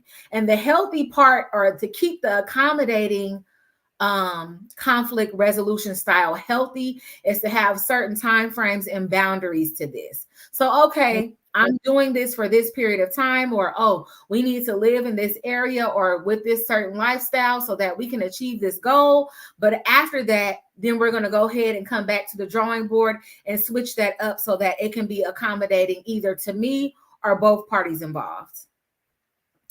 Another conflict resolution was not a resolution, but a conflict style is, once again, an avoiding conflict resolution style. And this is where no conflict is addressed. This also goes along with the attachment style. And you just avoid it at all costs. You avoid it at your cost of your relationship. You avoid it at the cost of your own health. And a lot of these things you can also avoid within your own personal life in your relationship with yourself, i.e., I know I'm having some symptoms within my own body. I know different things are going on, but because I have this style and it is most dominant, I'm not going to the doctor. I know I have not been feeling my best for quite some time, but I'm not going to go seek any help. I know that these relationships are falling by the wayside, but I'm not going to address certain things because my fear of having conflict or addressing these things way more heavy than getting the help that I need or solving some of these issues that I'm having so that I can continue on in these relationships or a healthy lifestyle. And then one of these also, which is not a resolution style at all, but a conflict style, is competition, right? And we all know what that looks like, feels like in relationships as well as friendships. You know, you might have a friend and it's a certain level, and like I said, all of these are within balance except for the avoiding. I don't feel like you should avoid certain things, but in competition, it's fine to have a healthy level of competition. However, when it becomes to the point where I can no longer confide in you, we can no longer have open forum discussions, I can't really express certain things with you because you will take these things and, i.e., put them on your marker as goals that you need to attain or do, so that you can compete with me and be on top. That's where the competition conflict style becomes an issue. So those are the conflict resolution styles, and some of them aren't resolutions at all, but just different ways that we can see and approach conflicts. Do we have any questions or? I wanted to say that like you actually touched on something that I've been like thinking about, like going forward, especially like in my next marriage. Like I would like to have like this conversation, this whole collaborative communication that you described in the beginning, like before you get married, right? Before you decide to commit to the relationship, right? Where you both come together and you express like your desires, your wants, your needs, your expectations for the relationship, you know, like how we're going to handle certain situations. Like let's come together. Let's like write this all out, right? Like On a the table. combination. Yeah, like something like a combination of like the 50 Shades of Grey contract with the prenup, right? So it's like, okay, wait, no, like, stay with me, stay with me. I'm trying. Because like we need to talk about these things. Like, you know, how often do I want to have sex? Like, am I open You to, now wait a minute, hold on. Can I just say that's too much. That's too that's much. too much to talk about? No, that yeah. How many times we're gonna have sex is too much. That's too much. Expectations. Well, I don't mind setting expectations. Those, and I don't really Okay, call them expectations. I call them agreements. okay, And agree. something Okay. like something that is intimate as how many times we have sex for the rest of our lives, but that's a little much. I think the concept of how to maintain intimacy is a more productive than to put a range on sex. Like like how do we maintain intimacy if we know that words your love language is words of affirmations. I'll be happy to give you a compliment in the morning, noon, and after and dinner, baby, if we can keep the intimacy together. You know what I mean? And you can decide at those hot moments whether it's going to be sex or not. But when you put too much planning in place, that makes the relationship feel like a chore versus Okay. something So that is like family. so let me roll that back. So the Okay. conversation about expectations around sex, I think it is important to know, like, for me to understand for my partner, like, what is, not like we're saying, okay, we're going to put this on the schedule, but like, what is, like, what do you desire? Like, is every day? good for you? Is it once a week good? You know what I'm saying? Like Well, I setting mean, those are you abstinent until you get married again? we're just I just No, use no, no. that I'm saying like this is to general. This is a general conversation. Like your partner's sexual ability at this adult age, to be honest, more people are trying out their partner's sexual capabilities before they get married or even get into a committed relationship. That has been mm-hmm. established. Now, if you want to say, what are you into sexually, and then you find Yeah. that, oh well, she's actually bisexual, and I don't know if I'm cool with competing with another woman. Like that's something that you discuss early on in a relationship. Mm-hmm. People, the things that I've discovered people talk about later in a marriage is whether we should open the door to the possibility of having open relationships. Like Mm-hmm. that's something that's discussed later. But typically you meet the relationship where it is. If y'all popping every day, y'all popping every day. If y'all are not popping every day, I don't think it's reasonable for the guy to be like, yeah, I expect to have sex every day when we get married, even though we only having sex once a week now. Like, Well, I think again, this is like a yeah. conversation agreement. Like this is not like one person saying, demanding anything. It's a collaborative communication, right? And it's but laying out your expectations in the beginning. And I think that it should be like a renewable contract, like we check In in. every so often, once a year, or is this working for you, or how do you feel about this, or we've been Yeah. having issues with this. What's going on with that? I see what you're saying. Yeah, I can rock with checkpoints. The yeah. areas that I found that has been, at least what the studies show, that couples need to discuss is spirituality, Mhm. family, and finances. Finance, Mhm. exactly. Those are the three areas that can make and break a long-term relationship. But when you Mhm. it's the other things that I think require a tactical conversation. So sex is more tactical. Like Mhm. you may or may not be having it, right? And if you're not having it, it's indicator that something might be wrong. So let's have a sit down and talk about what's going on. If you're telling me, if the woman is telling the guy that, I'm just not into sex right now, maybe I'm going through some changes right now, I need to go, as long as you are active and communicating what you're doing, I don't Mhm. know of an unreasonable man. You know what I mean? That won't be like, well, my girl got some problems. She's going to see her gynecologist, and we're gonna check her hormone levels. She's gonna talk to the endocrinologist, see what hormones are going on in her body. Because you guys have like estrogen, but testosterone is what makes you sexually active. It's not estrogen. So, how much testosterone does she have in her body versus when she was in her 20s? That number goes down just like it goes down in us. So Exactly. And that's that something you all should feel comfortable talking to us talking about. about, Like, that's right. those changes are happening within your body. And now, your ability to, perform is affect, like Hmm. these are conversations that people don't have that we should, Right. especially if when we're coming together in a marriage, right? Mhm.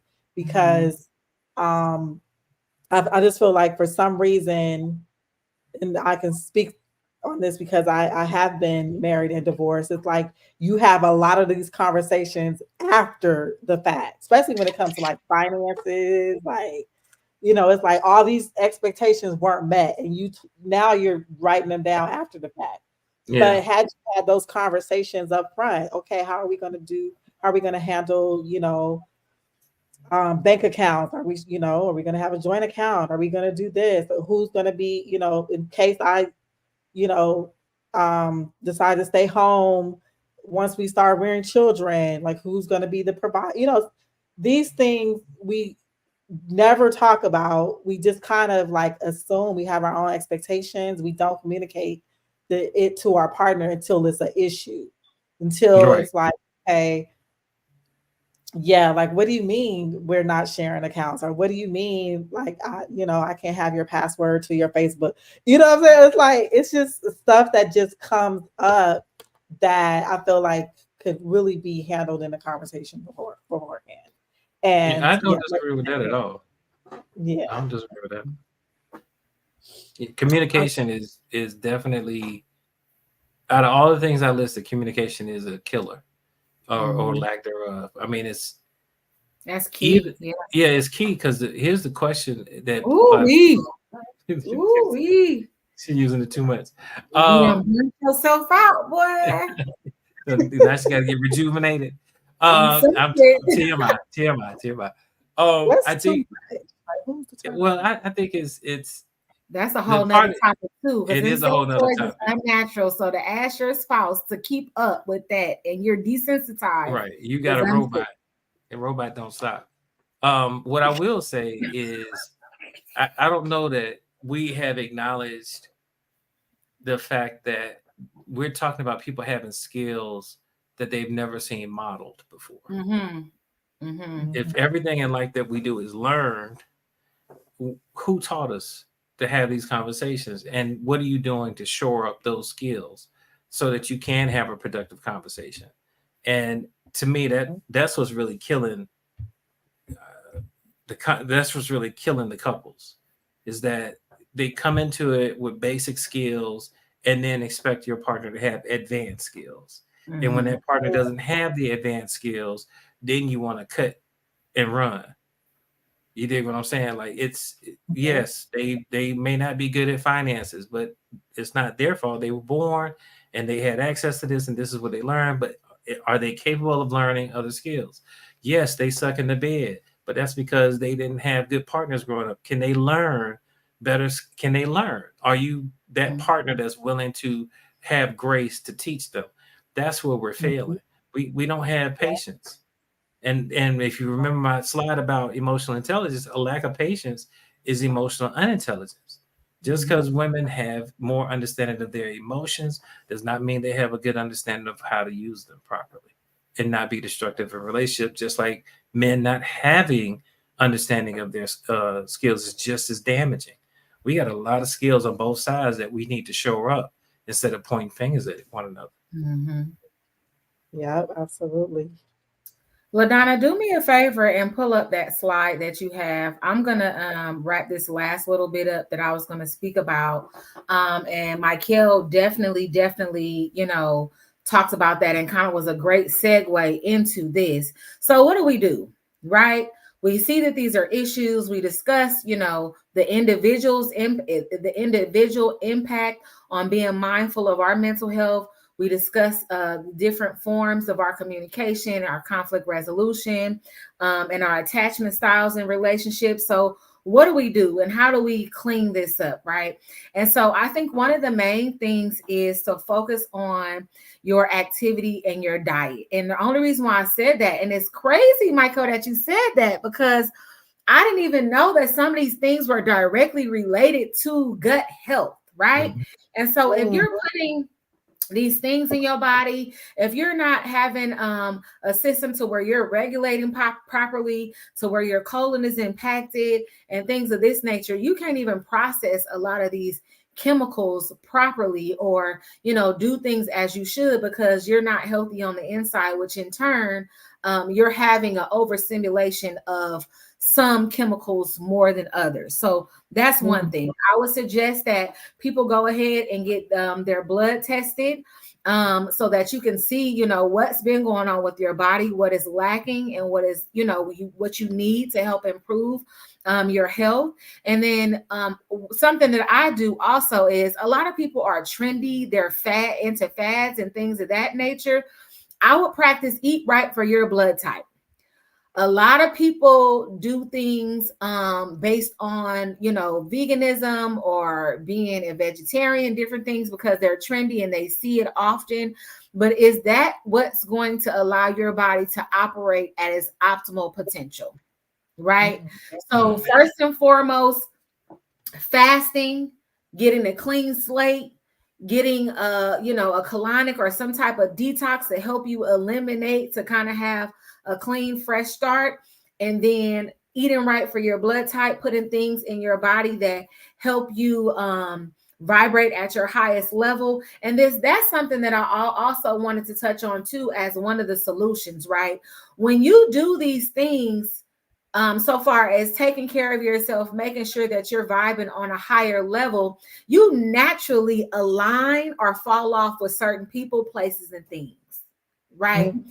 So that's just like a person, you've been in this relationship, you guys eat all different kind of things, you practice all different kind of lifestyles and doing whatever. One person in a relationship decides, you know what, I'm going to take better care of myself, I'm going to eat whole foods, or I'm going to participate in this lifestyle change. Now, as you're doing this, you're vibing higher than the person that you were participating in certain things with initially, right? So now you guys are having conflicts. You guys are not understanding each other as much as you used to, because our vibes are totally different. Our frequency is totally different. I'm vibing higher than you. I might be getting up early, falling into my circadian rhythm and doing things that are best for my life. And you are kind of following the things that we were doing before, which is going to negatively impact our connection in the relationship. So I think that it's important that individually and collectively, you guys are able to some type of way decide, okay, as a friendship, a collective group, we are able to just do things to allow ourselves to vibe higher together. And then that's also eliminating addictions. And like I said, everything in great balance. It's okay if you have a couple of drinks. It's okay if you like to have certain things. It's okay if you participate in medicinal or herbal things for balancing. But when it becomes something that you have to do every day to cope every day, like Mikell was speaking about earlier, then that's when it becomes a problem. And a lot of people are like, oh, I don't have to do that, I can just stop. But when faced with actually stopping cold turkey, your response is that one of an addict. Why I can't do this, or why I can't, because you are addicted to the feeling that it gives you of the coping. Yeah. And that goes with alcohol, sugar, just anything that you can use, pornography, like you said, sex addictions, anything that you can use to numb yourself from actually getting down to the nitty gritty of the actual issue or the solution. Also, Mikell did speak about journaling, and I'm going to go over LaDonna's list and kind of touch on all of these things. Oh, it's on here too. Journaling and reflection time. That's very important, because if you don't allow yourself to have that, you cannot even begin to delve into who you are, unless you go get counseling, but who you are. And I'm gonna tell you to get a journal anyway. okay. Look, you said to get a journal, right? So you have to get that in order to just dissect and break down who you are. How did this develop? How was your upbringing? And a lot of these things that you have to really discuss in your journal or break down or write about in your journal, they might be hard. So I would just encourage you to actually get a journal and do free writes right at first. Write whatever comes to your mind, write whatever that you're thinking about, get it down on paper, get in the flow of the habit of really getting your thought down on paper until you can actually develop topics that you can write down and really discover some healing. But like we were speaking about before, a lot of people fill up their time with being busy, workaholism, or a lot of these addictions, so that they don't have that sit down time and that reflection time. But it's very important, because if you don't have that, you will not be able to tackle a lot of these issues that you are having. So let's just go over this list that LaDonna has so appropriately come up with. I'm going to actually, these are some of the things that I had on my list also, but just going over it. And in a lot of these styles that I spoke about, having regular exercise is pertinent. It is very pertinent.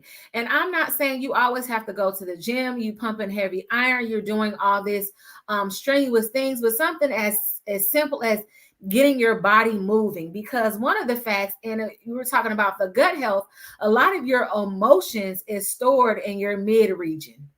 A lot of your emotions is stored around your stomach. So a lot of people that have issues on getting that mid region down, or making sure that they are able to trim that waistline, is because they're not dealing with a lot of their emotions, and they're not moving the energy around in their body. So via yoga, via walking, doing things like that. And even like you said, if you love going to the gym, awesome, do those things to get off extra emotions, and get those emotions moving within your body. And then also the meditation practice. So those kind of go into your reflection time. And later on, we will definitely talk about how to properly meditate, but just even to find time to hear your own self just think, or not think at all. Just being still enough to have a check-in with yourself. And so what I like to do, and I normally do this in the morning and before I go to bed every night, is I really just look over my whole body mentally. So I would close my eyes, and in each region of my body, and I usually use the chakras, and we can also talk about that later, but I use the chakras. How am I feeling in my core? If you don't know the chakras, how am I feeling in my legs? How do my feet feel? How do my legs feel? How do my stomach feel? And just work your way all the way up. And this is something that you can do to kind of help you in the beginning stages of learning how to meditate, and learning how to prioritize that quiet time with yourself, so that you can start to develop some meditation practices, so you can even journal. Because sometimes when you can't be still enough to even meditate, it's hard for you to even write things down and to journal. Social support system. So Mikell was talking about how he had an issue with this. However, I feel like it's good, because it's good not the day ones, but finding other people that are like-minded and agree with the things that you like to do. So if you love to paint, get into a painting group. I would find that something as like meetups. These are groups that you can find people that resonate with the things that you like to do. You can find support groups this way. People that have also had some of similar life experiences that you've had, or like to do some of the things that you do. So you can have support in these ways. Also, if you are depressed, they have groups for that.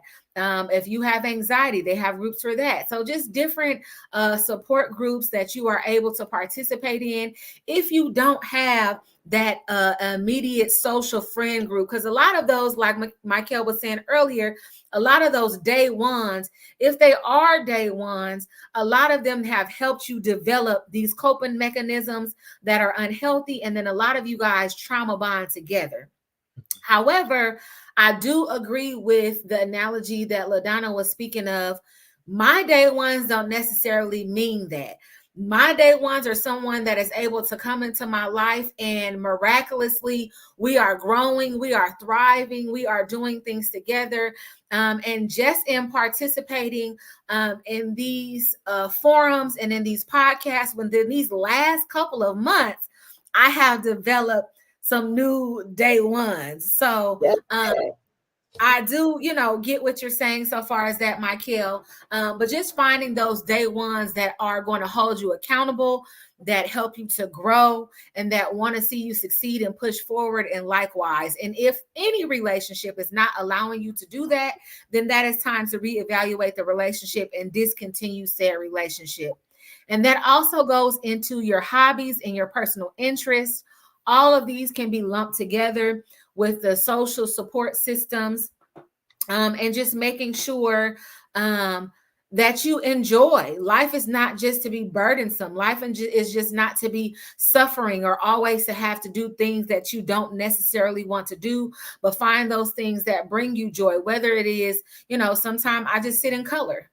It's relaxing to me, or watching different things on TV. detaching from social media and different things like that. It's not a hobby, but that is one of the things that I like to do to just make sure that I'm not ingesting too much of the I think Mikell called it the latent issues or the latent things of the world that I cannot control. So just doing these things, and then kind of also touching back on the eating things, eating high vibrational foods, things that don't bog you down, being mindful of the things that you put in your body and in your mouth. And when you do this, does this make me feel well? Even if it might be something that society might consider to be healthy for you, does it make you feel well? When you do the thing, or you eat a certain things or drink a certain thing, does it make you feel well? Because a lot of those things can help you to spiral. But all of these things and all of these things that we spoke about, and some of these self-help and self-care tips, everything in balance. Everything in balance. As long as we are doing these things in balance, and even the communication that we spoke about, and all of these things, as long as we are doing these things in balance and having regular check-ins with each other, friendships, romantic relationships, and likewise, I feel like we will have everything that we need to have mindful relationships. Well said. I know that was kind of random. I was trying to get it all together. I hope y'all been taking notes. This has been like we went to school today. Like I feel like if there was a quiz, man, I feel like I'm acing it. I'm acing it. I'm definitely gonna ace it. Yeah, this was great. Any final words on mental health? And I would ask, each of you, Mikell and Nikita, like what should we expect coming soon on each of your platforms around this topic? So I'll start with you, Mikell. For me, this is my life. So it's pretty much 24/7 on whatever platform you find me on. For the most part, this is like my focus. So obviously, I got other interest areas, other businesses, but mental health is a passion for me, or at least the treatment or the normalizing of mental health in our community. And what I mean by normal is that, if there's any other emergency, we know how to handle it. And I found that we struggle with understanding how to handle crisis, emotional crisis. Yeah. We tend to call the police and they don't know how to handle it. And then we end up dead. So there needs to be a different skill set for when we're in crisis, how to de-escalate, or at least how to bring a level of calmness to a situation to where logic can come back into play. And that's my goal, every day, to kind of just expose our people to the science of mental health, like we did in this presentation and in tonight's episode. So that's what I do 24/7. So if you follow me on any platform, that's what you're gonna see. At Tell Mikell. And I definitely have been tapping into some of your podcasts, and they are really, really good. Well, thank you. Yeah. We be trying. Like, you're not trying, you're doing. I'm doing. So far as I am concerned, you guys can tap into Nikita Nikol ULTD on Instagram, Nikita Nikol ULTD on YouTube. And what you guys will start to see from me is some consistency, y'all. I'm going to give y'all some consistency. I am very transparent with myself, and knowing that I deal with a lot of procrastination, a lot of imposter syndrome, just a lot of things that I'm working through and working with. But I am very intrigued with the mind and how it works. And I know that this is in me to do, and this is a passion. So to get out of my own head and to start doing it more often. Now, I do have things up there already that you guys definitely could tap into and check out. But I will be more consistent in bringing you guys more material on a regular basis that you guys can resonate with, because this is the new entertainment. Like, this is the new television, and us being more selective with what we want to watch having a choice with what we want to tap into and feed ourselves. And so there is a market and a lane for this, definitely. And so that's what you guys will get from me. More authenticity and more consistency. I love it. We're gonna hold you to Anti, it. the anti-toxic podcast right here. Right, and Hey, that's why I said it on here, so you can't hold me to it. But it's time. It's time. It's definitely time. And this is a part of my life purpose. And so yeah, for sure. awesome. I'm excited for, but yeah, both platforms.